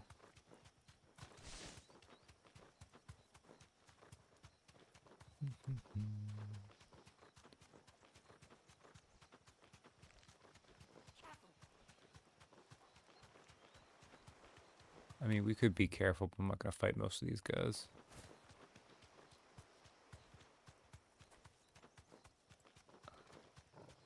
Probably do with the experience, but I just don't feel like wasting the time on it. Are these the ruins? Yes. As far as we can tell, they're part of the same complex as the temple itself. To think of all the people who must once have lived here.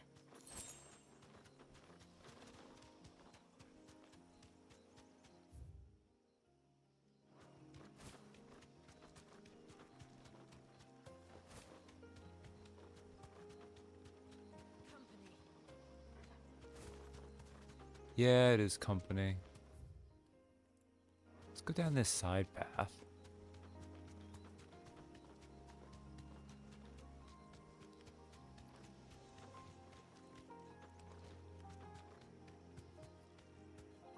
What? Oh, it's a curl. Okay. A temple curl, eh?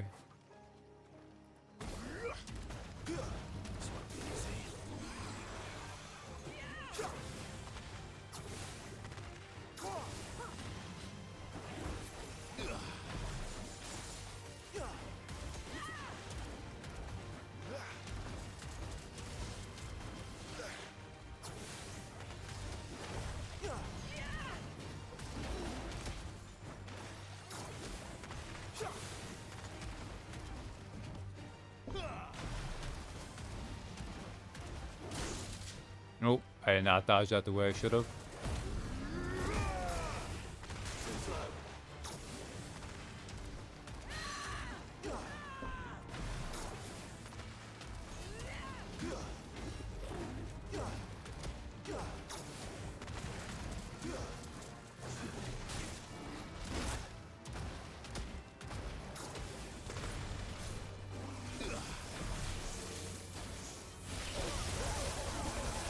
Oh, I dodged right into that like a dumbass.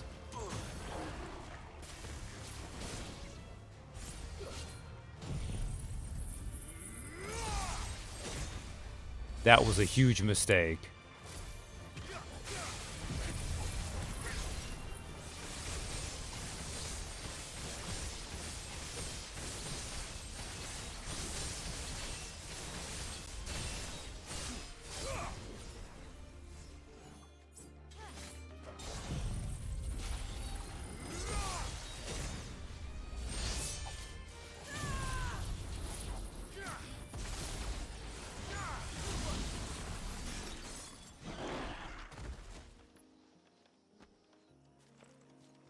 Those two crow whiskers were not worth it.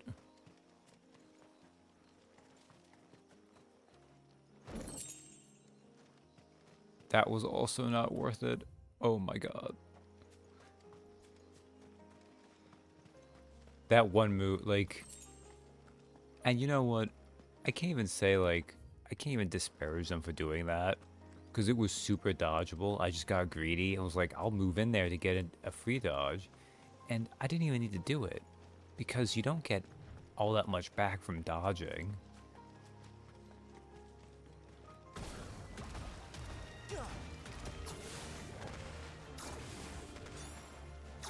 This one.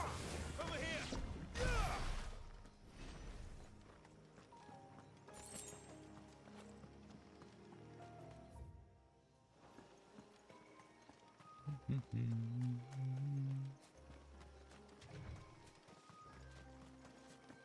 I'll go actually do these random fights so I can regain some HP.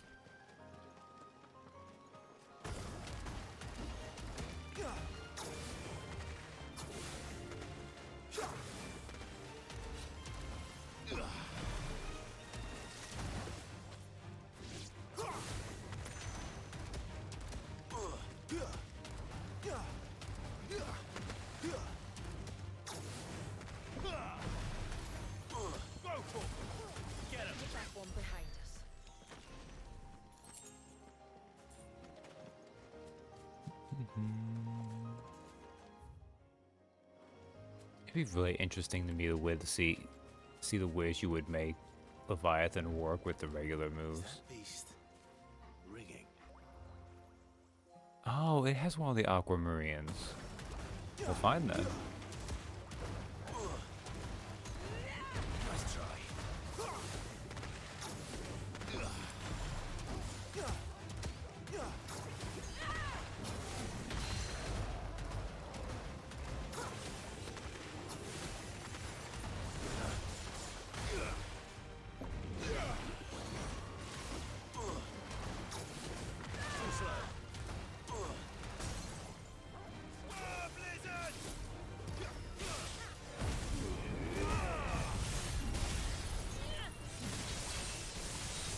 It's odd. The ancient text never mentioned how foot not having hands, but it was a master at juggling.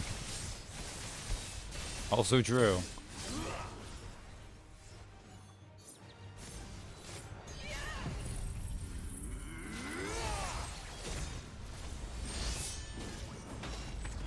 Oh, this is unnecessary overkill.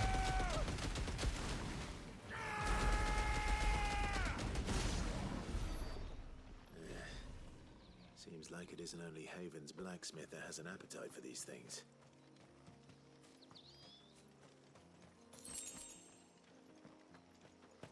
Alright. Well, it was worth coming this way because it was an aquamarine. Which I kind of had a feeling it would be. This one's called the Gallery.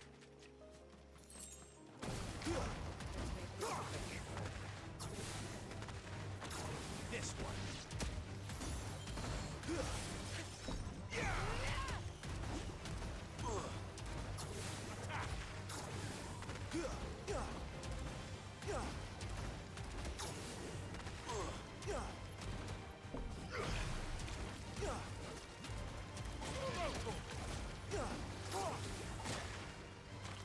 Oh, you hurt me. Oh, that really hurt too.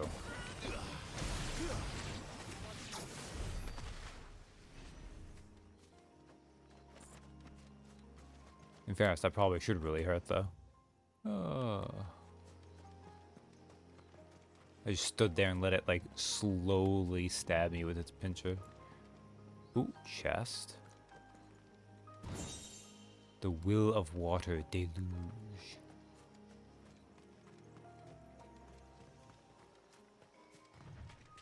These remind me of home. You're from the north, then? Yes. And no. I see. Well, alright then. That was like a quiet little moment. That's just a spider.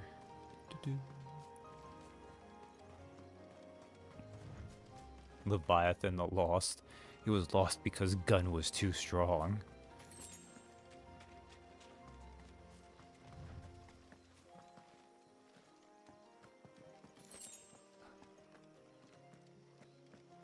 Is that all that's in here? Oh, it looked like it was going to be something more, but I guess not. Oh, God, another curl. Okay, let's try to fight better this time.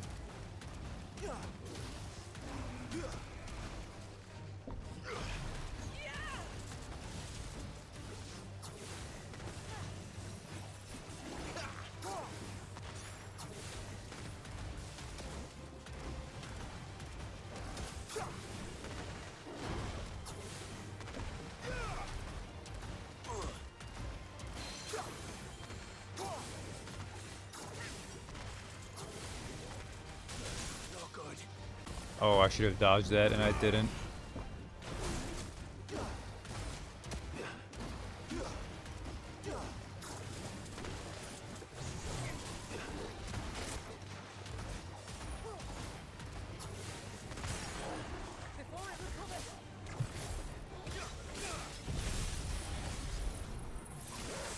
I don't know about before it recovers, but...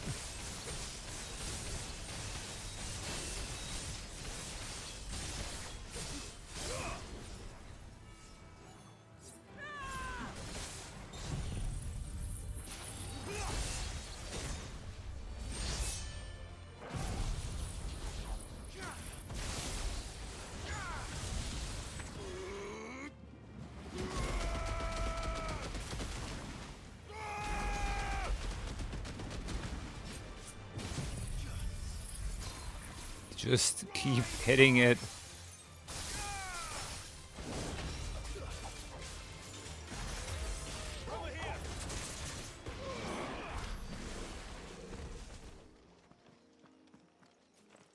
Okay. I knew that was going to be enough, but I got it really close. Oh, I can't believe I lost like 2/3 of my health to that one curl.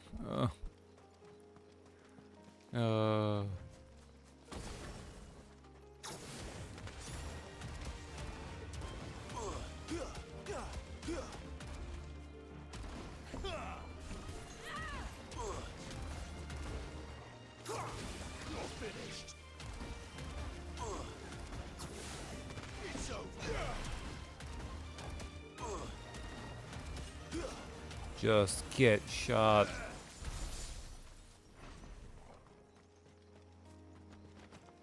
There's no way that's actually optimally how you're supposed to do this. It's hard not to want to use Leviathan.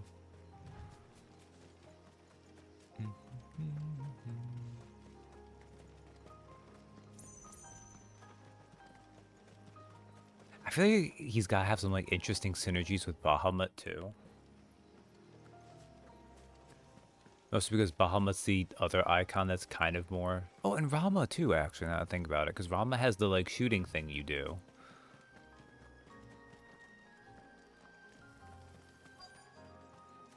So I guess you could kind of do, like, a whole, like, ranged Clive build.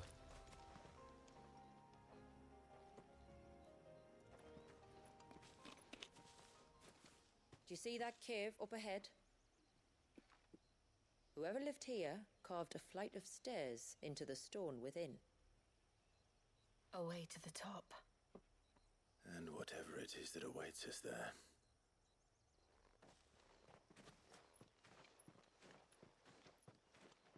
Clive just becomes all guns. He becomes lightning gun, light gun, and finally water gun.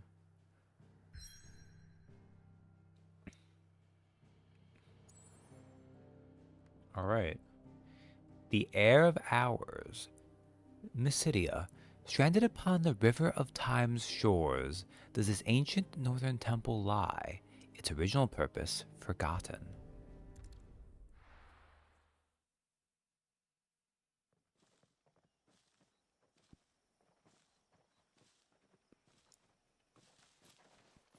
There, the temple that time forgot.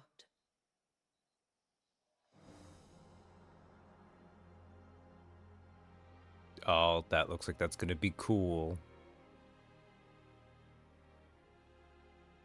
And the Varys inside? Yes, you can see the spell's path from the nave.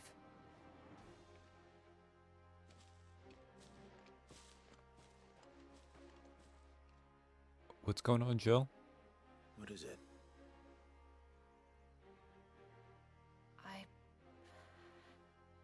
I don't know.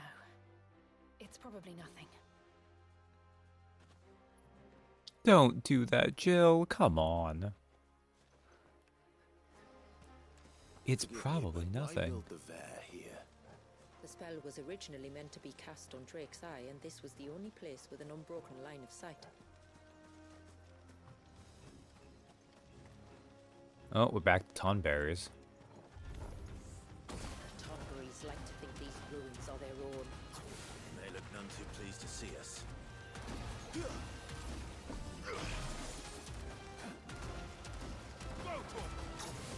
Get him! Over here!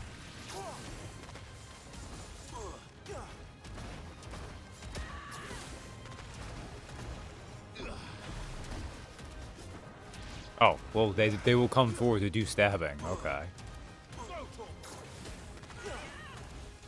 This one.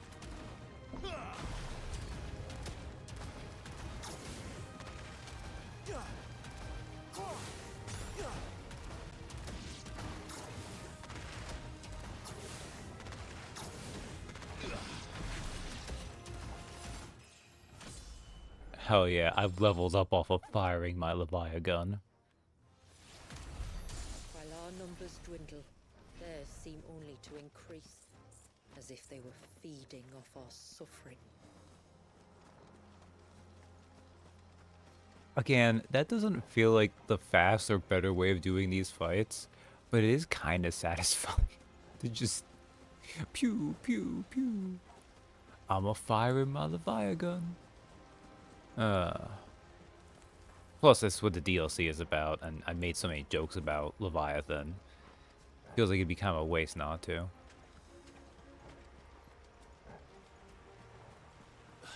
Boop, boop, boop.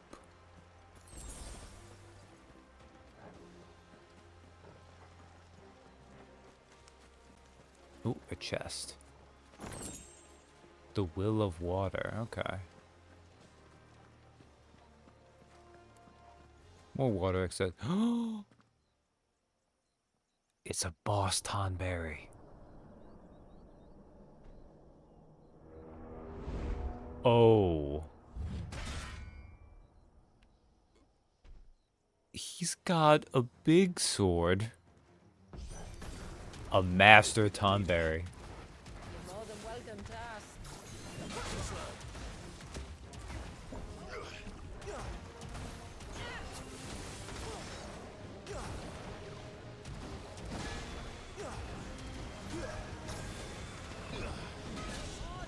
Ooh, that was bad.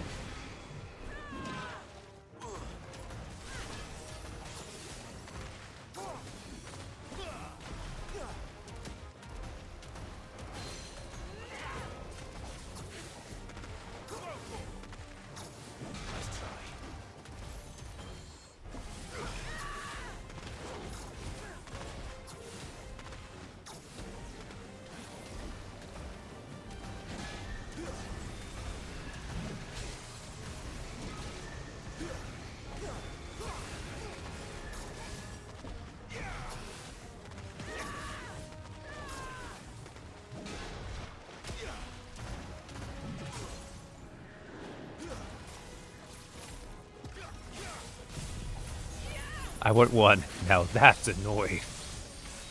Oh, that's annoying. I can't do Australian for the life of me.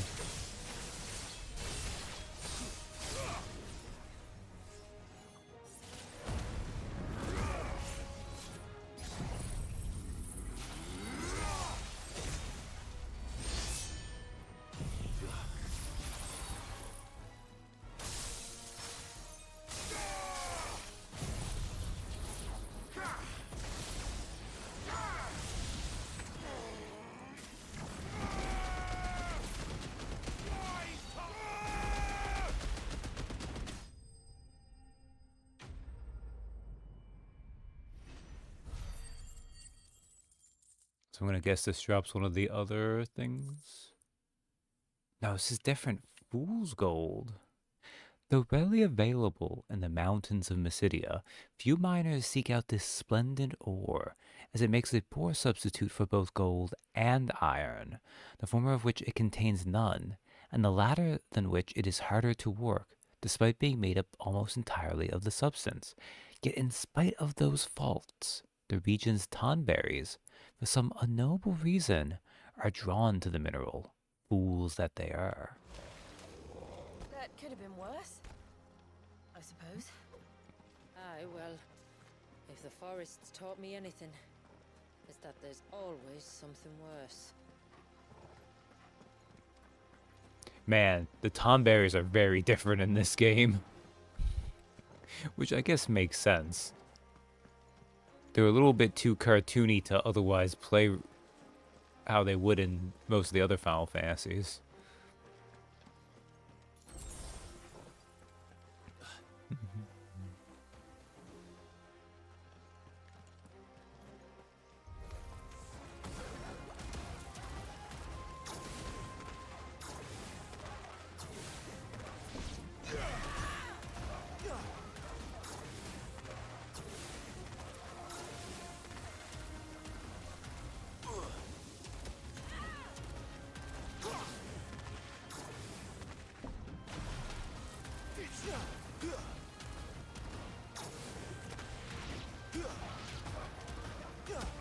Get...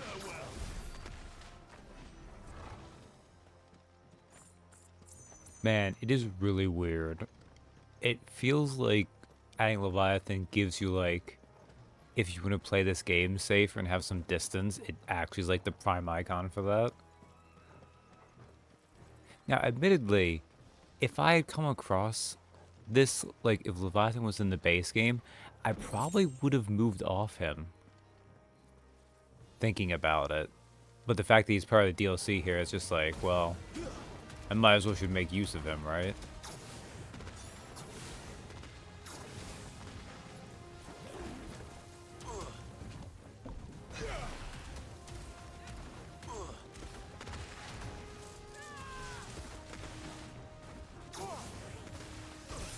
Oh. Okay, I should maybe dodge these attacks, though.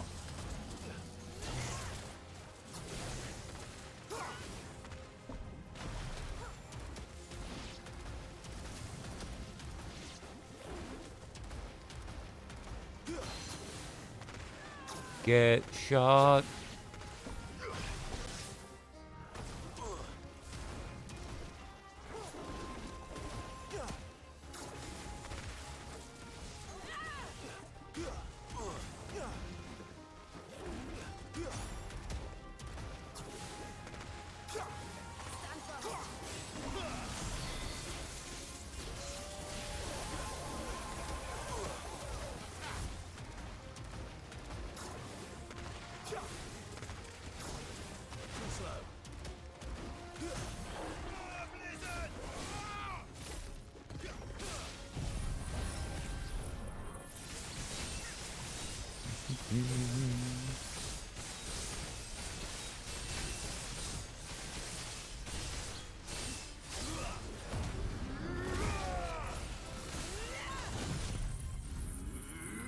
And do that. And Judgment Bolt. And Diamond Dust.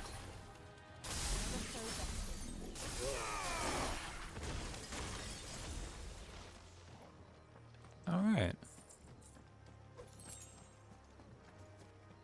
I don't think I've heard any drips of water, and also they're probably not going to put aquamarines in missions. In fact, I can almost guarantee they won't put aquamarines in missions. Doesn't feel like something they would do. This way? This way.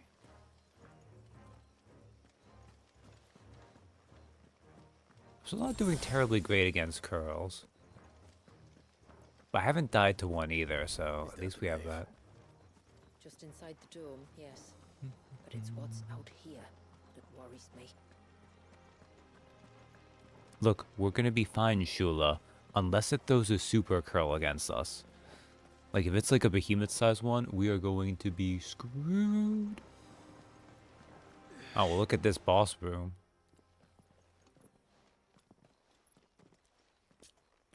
Well, it's outside, but, you know. And there I was thinking they'd all migrated south. The weaker ones did. Oh, cute. The weaker ones. It's like an axolotl version of the Fafnir. Look at him. Isn't he a little... Uh-oh.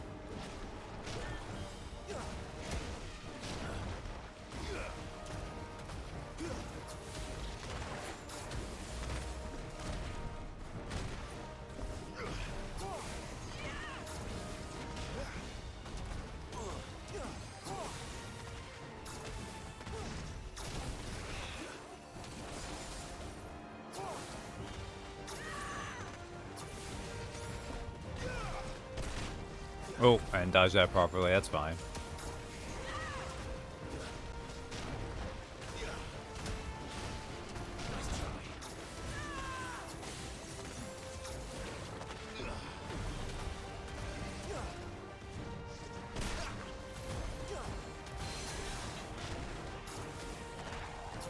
Get lasered. What's wrong with its skin? You don't want to be around to find out. Get back.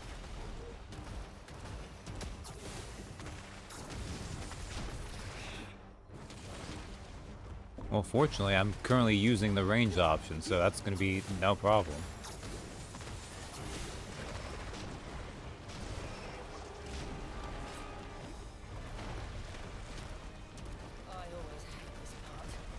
It'll be over soon enough. Get ready. Oh! You got me good there, though.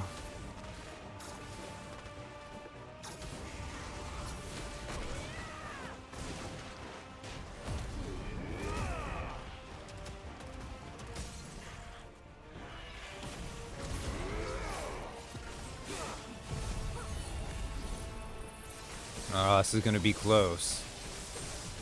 I think my pure damage might do it here, but...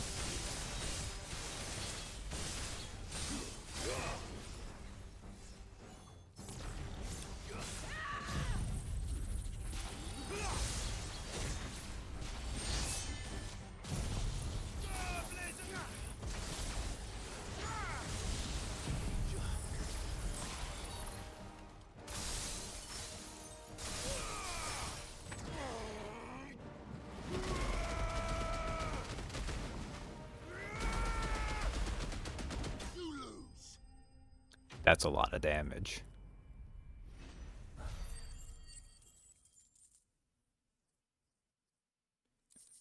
It is a shame. It was a very cute salamander puppy. Bilious scales. Since the time of the first Thanes, scales of the North's massive ground lizards have been used to create the light yet impenetrable armor worn by the region's champions. And while these scales gathered from the corpse of Hreidmar are certainly both light and impenetrable, they are also covered in a treacly sludge that not only burns to the touch, but induces severe headaches and nausea. A thorough scrubbing in the sea is recommended before use. Residual lightning ether that, having failed to disappear on the battlefield, has instead manifested a solid form not like crystal. Okay. Enhances Ralmo's iconic feat Blind Justice, slowing time even further during feat execution, while increasing speed at which targets are locked onto. Oh, okay.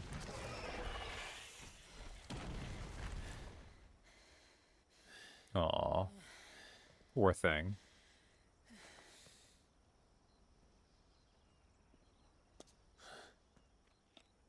This place. It's frozen. Just like the surge.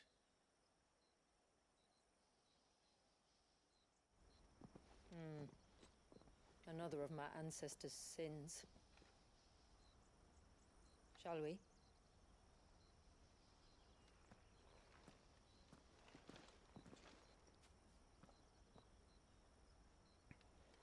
Okay, wait a second. Let me... Because I didn't look at this earlier, now that I think about it. But... Affection of Wind. And Deadly Leap Elevation. Okay. So these reflection ones... Right, okay. I might be interested in the one for Leviathan, because that will actually modify, like, all of this stuff. Oh, look at the poor guy. Ooh, look at his little eyes. And he's got kind of like little, like he barely has teeth. Oh, poor thing though.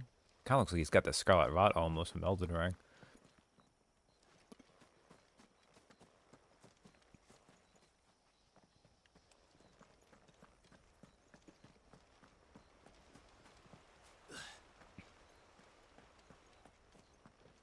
That one didn't seem too rough either.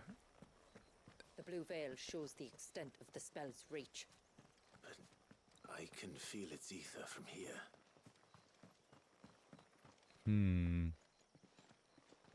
Maybe I should have saved. Nah, it's fine. It's fine.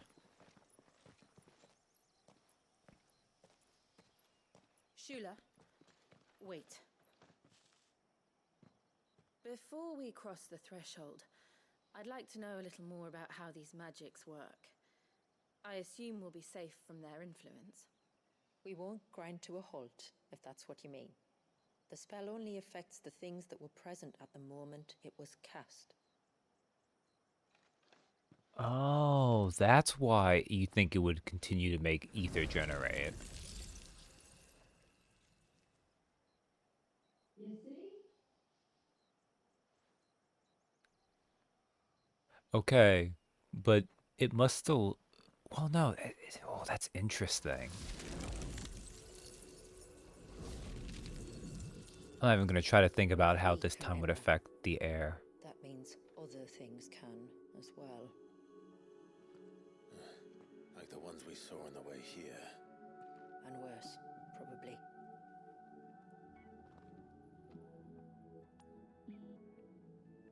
Is this Leviathan's doing? Well, it certainly wasn't ours. When he realized my ancestors were attempting to cast a spell from here, he made to destroy the temple. And almost did by the looks of it. Oh, this is cool. Like, obviously when you do stuff like this, you do want to, like... It is always a shame with DLC like this where it couldn't be in the base game. But it is kind of neat, like, the things they kind of just experimented with to have fun with it. I like how this looks.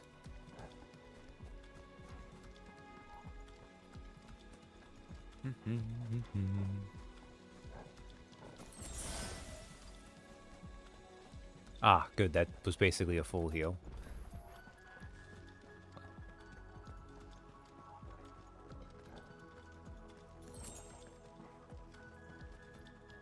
There was something else over here I missed.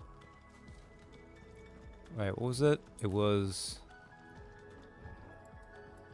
Oh, good. Torgal says that is the way to go. What's in this direction, then? Ah, a dead end. You know... That makes sense. There's not a ton of exploration to do in these stages, really. Like, sometimes there's a little bit of a couple things, like there was a chest to find or something, but... I'm so glad they give me a Torgal direct you button, though. What they call it? Clive's, like, animal awareness sense or something.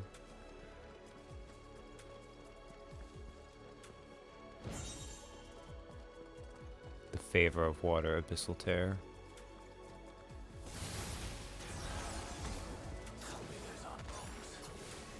Good, but they are. Then why is it so cold in here?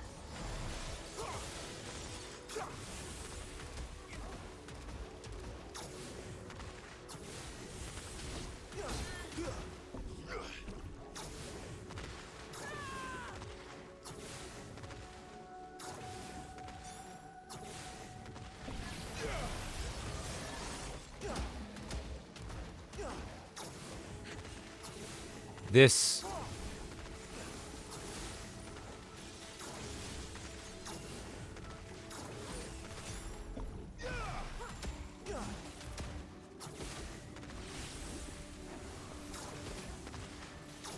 Come on, get juggled.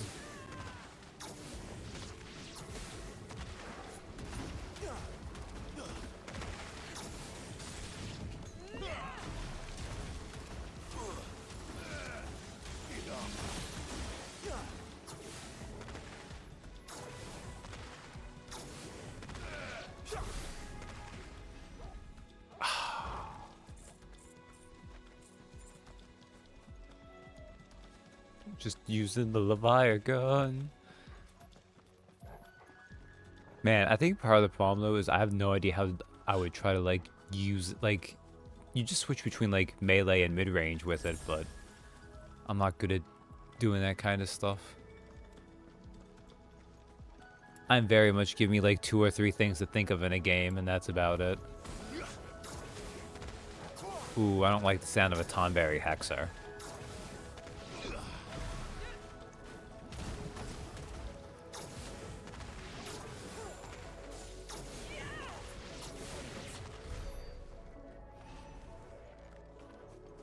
I haven't let one hit me, which I probably shouldn't have, but that's okay.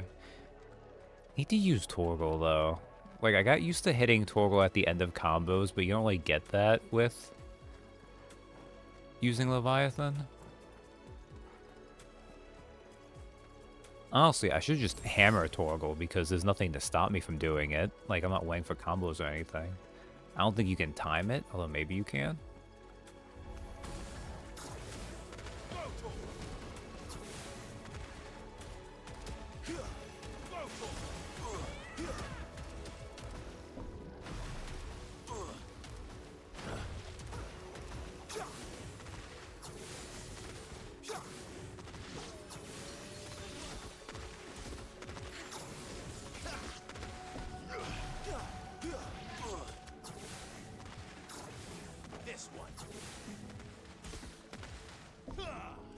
Oh, I messed that up. That's fine.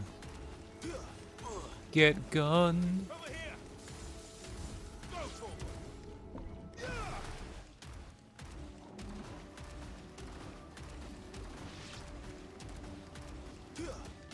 Get hit.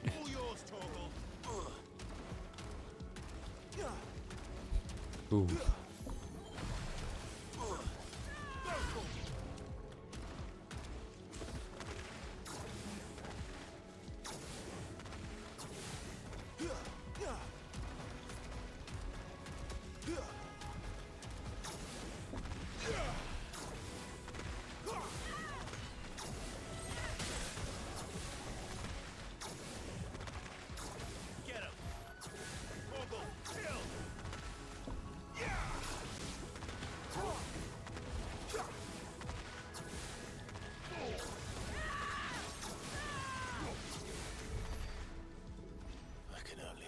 What this place must have been like before the attack. This would have been a hall of worship. There was something similar in my father's keep. The priests would deliver their sermons from the dais. Your father? Hey, we got an orchestrion roll. I've probably missed 1 or 2 of those, but it is what it is.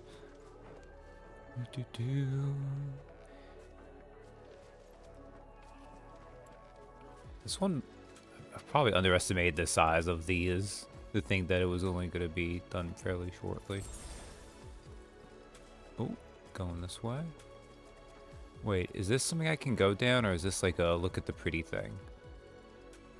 No, let's just look at the pretty thing in the water, frozen in midair. Actually, this also reminds me a little bit of like Tears of the Kingdom when you start messing around with the Zora Temple. Like, very different, obviously. But between the anti-gravity water stuff and then freezing it here, there's a tiny bit of aesthetic overlap. Oh, here we go to another Master Tonberry. It's alright. We'll get through this.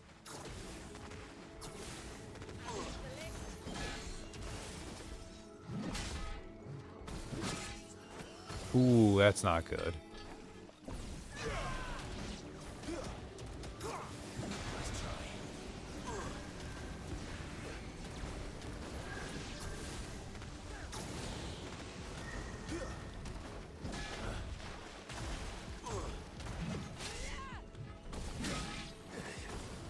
Okay.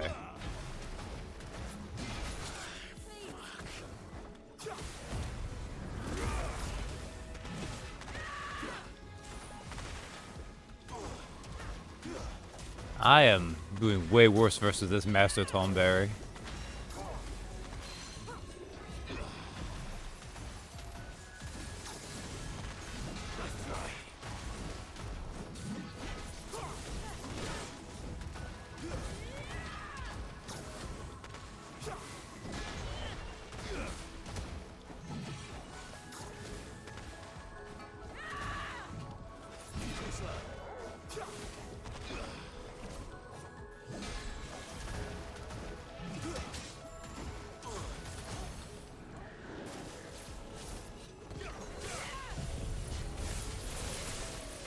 Ba-ba-ba.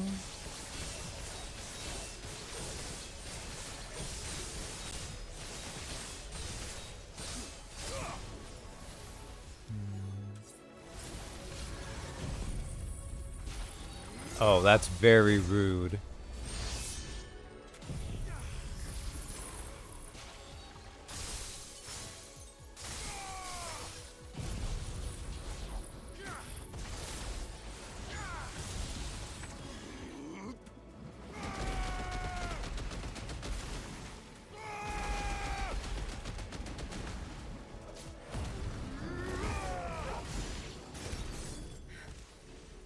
The path is clear.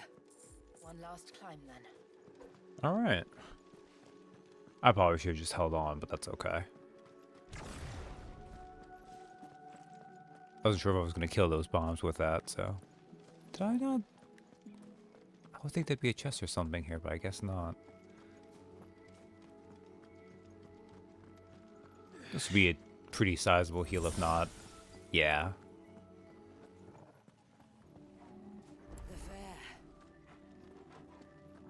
Alright, time for another boss fight, I assume. I will actually save before this one.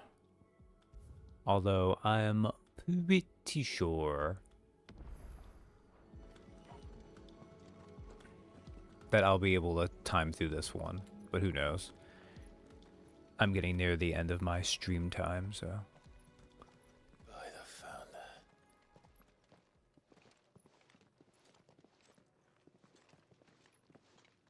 A reminder, this time magic was not made with fallen technology. Jill, does this ether not feel somehow?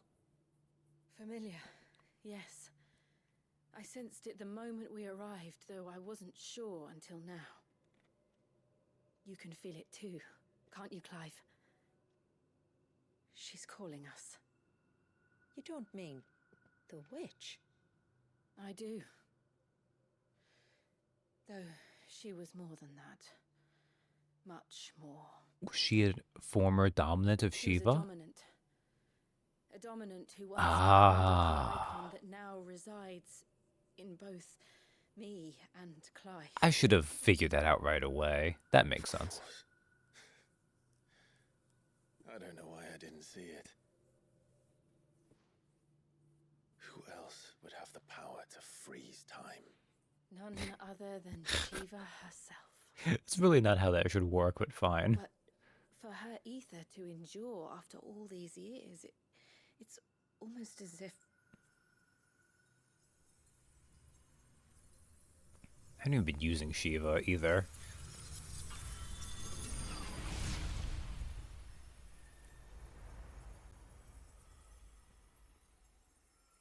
As if she shared it with another, just as Torgal shared in my ice. Oh? Who is this Dark Souls-esque boss? Oh, is he a Shiva Dragoon? No, he summoned a sword.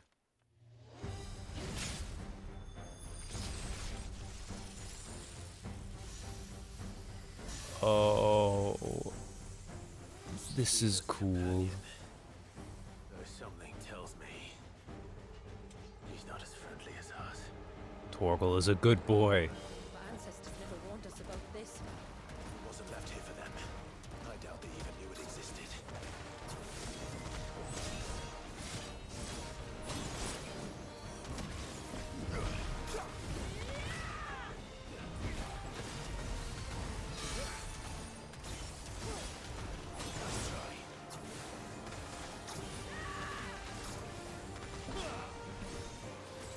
Hailstorm? Okay. Oh, he's called the Timekeeper.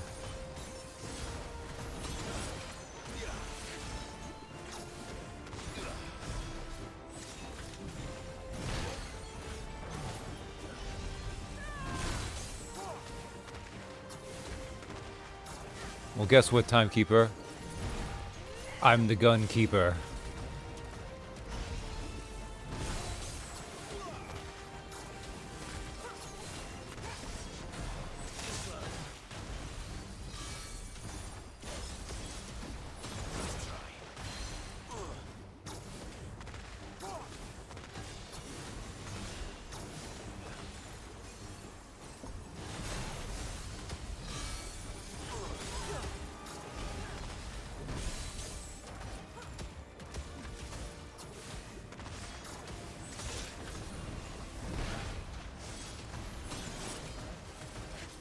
Oh, he's getting fancier.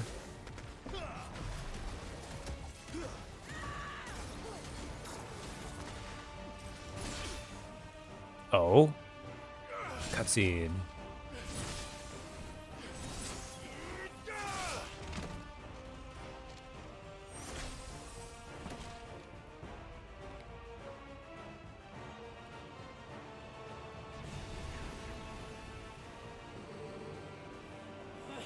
Why won't it yield?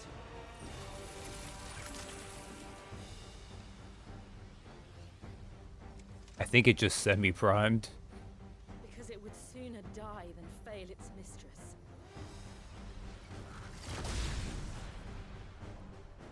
Then it leaves us no choice.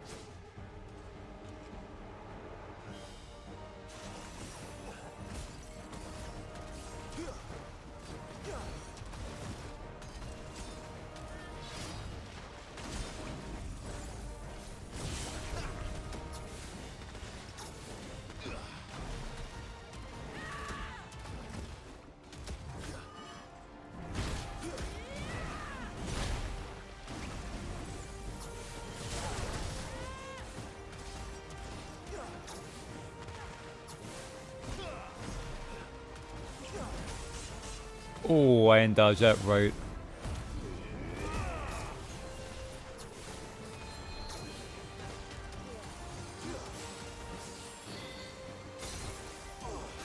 Oh, I didn't dodge that at all.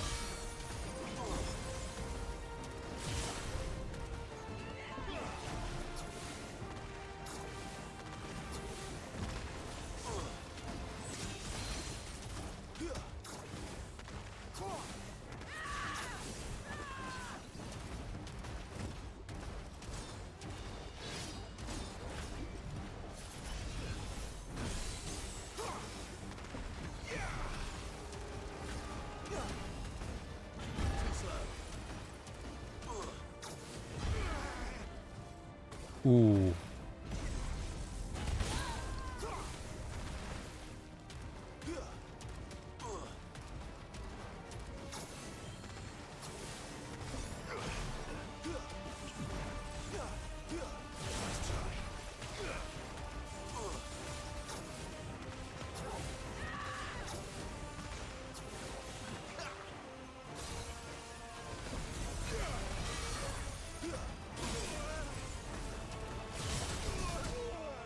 Ooh, that was a mistake.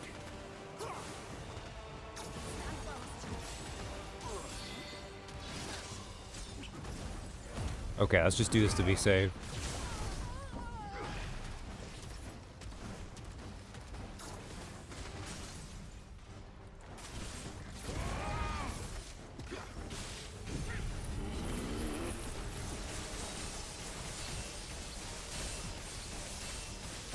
The Timekeeper.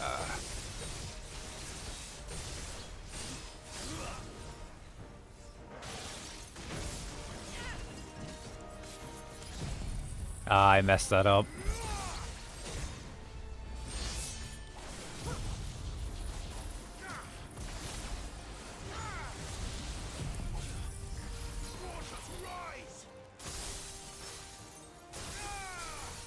I don't think I'm gonna beat the Timekeeper in this fight.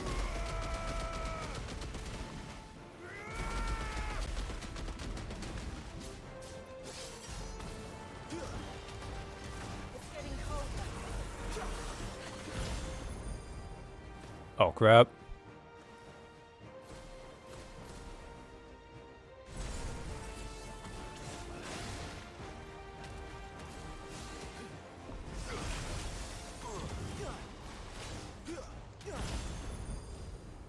Oh crap.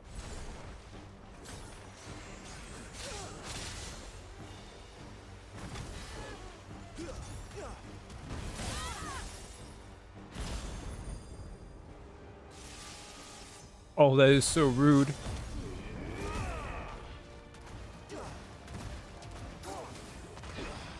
getting angrier by the moment. We better cut this short.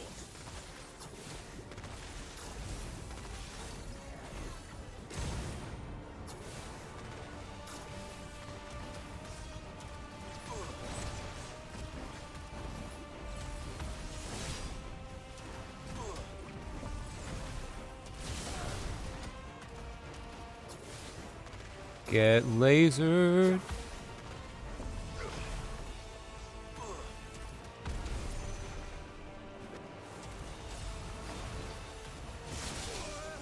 Ooh.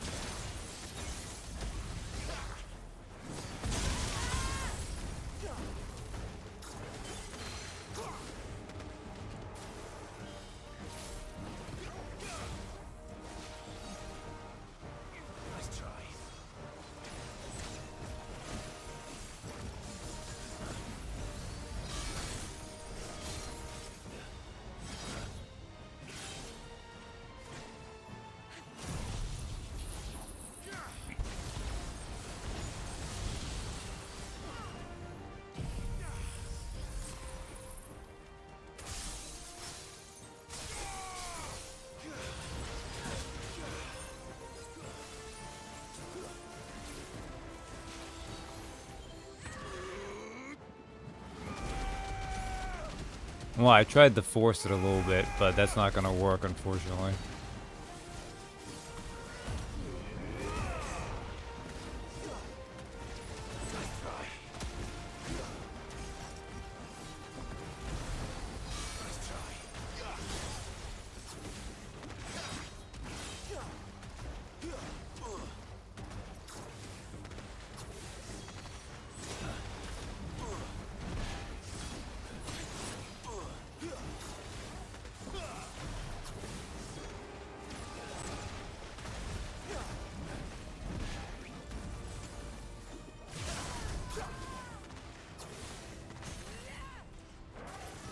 I can't believe it.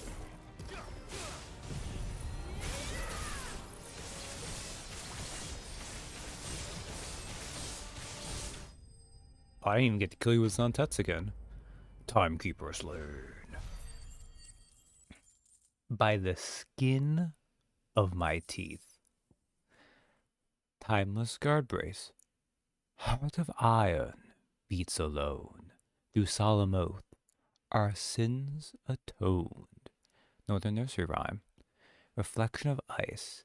Enhances Shiva's iconic cold snap, both slightly increasing the duration of Frostbite's ice trail and extending the input window for permafrost. Oh, that's very good.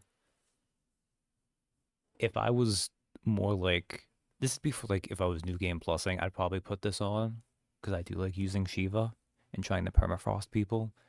But since I'm pushing Leviathan for the DLC, you know. Whew.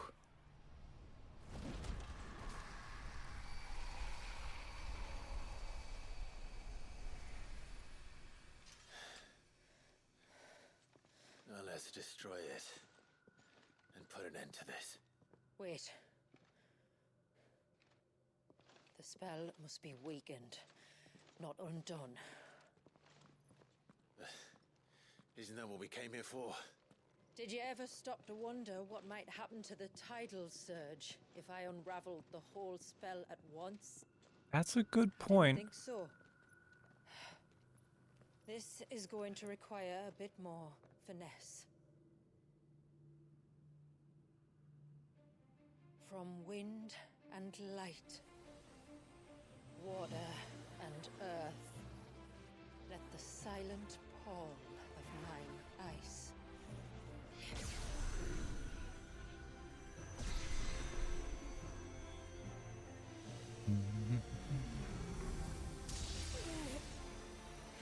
There's too much ether. Do you guys want to help her some? Here. Let me help. Let us help. Considering Clive, you want to... I don't know, she's going to have Shiva do it though. I mean, it makes more sense let Jill do this. So we learned this was a Shiva thing.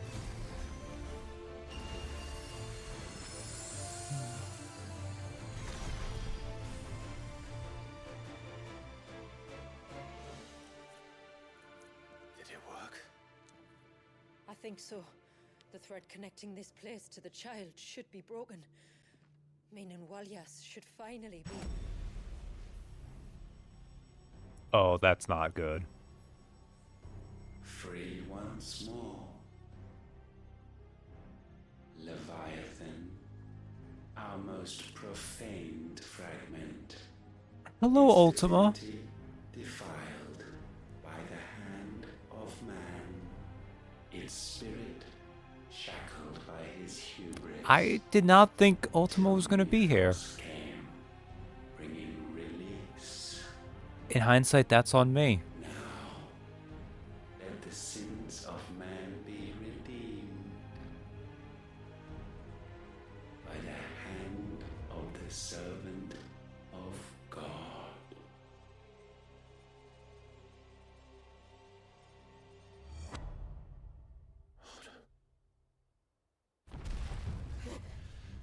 Damn it.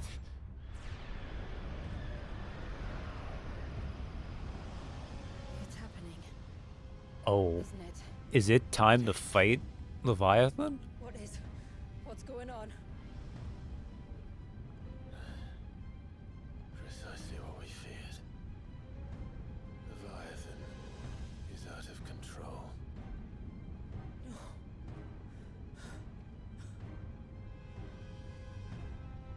Don't despair. This isn't over yet. You should head back to the village and get everyone to higher ground. As for the rest,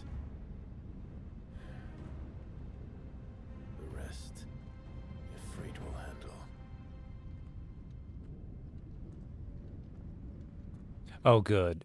It looks like we're not going to roll right into the fight.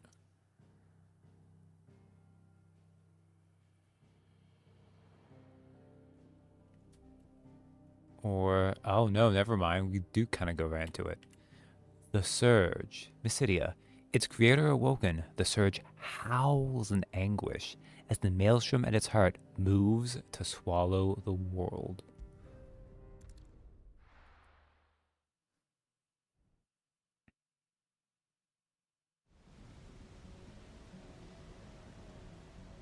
Cape Nepto. Actually, you know what? I think I could have saved on that screen. I probably should have. Or whatever. First chance it gets me to save, I'm gonna stop there, because it's close to when I would stop anyways, and the kaiju fights take a while. 80 years of imprisonment. I'd be angry too. But I can't let it end like this, Wallius. It's time for you to come home.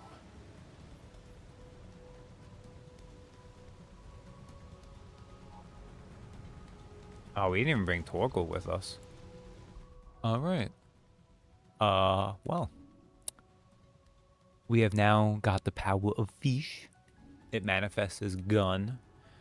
But we didn't do the boss fight to earn it, so looks like next time I might have to do that in reverse.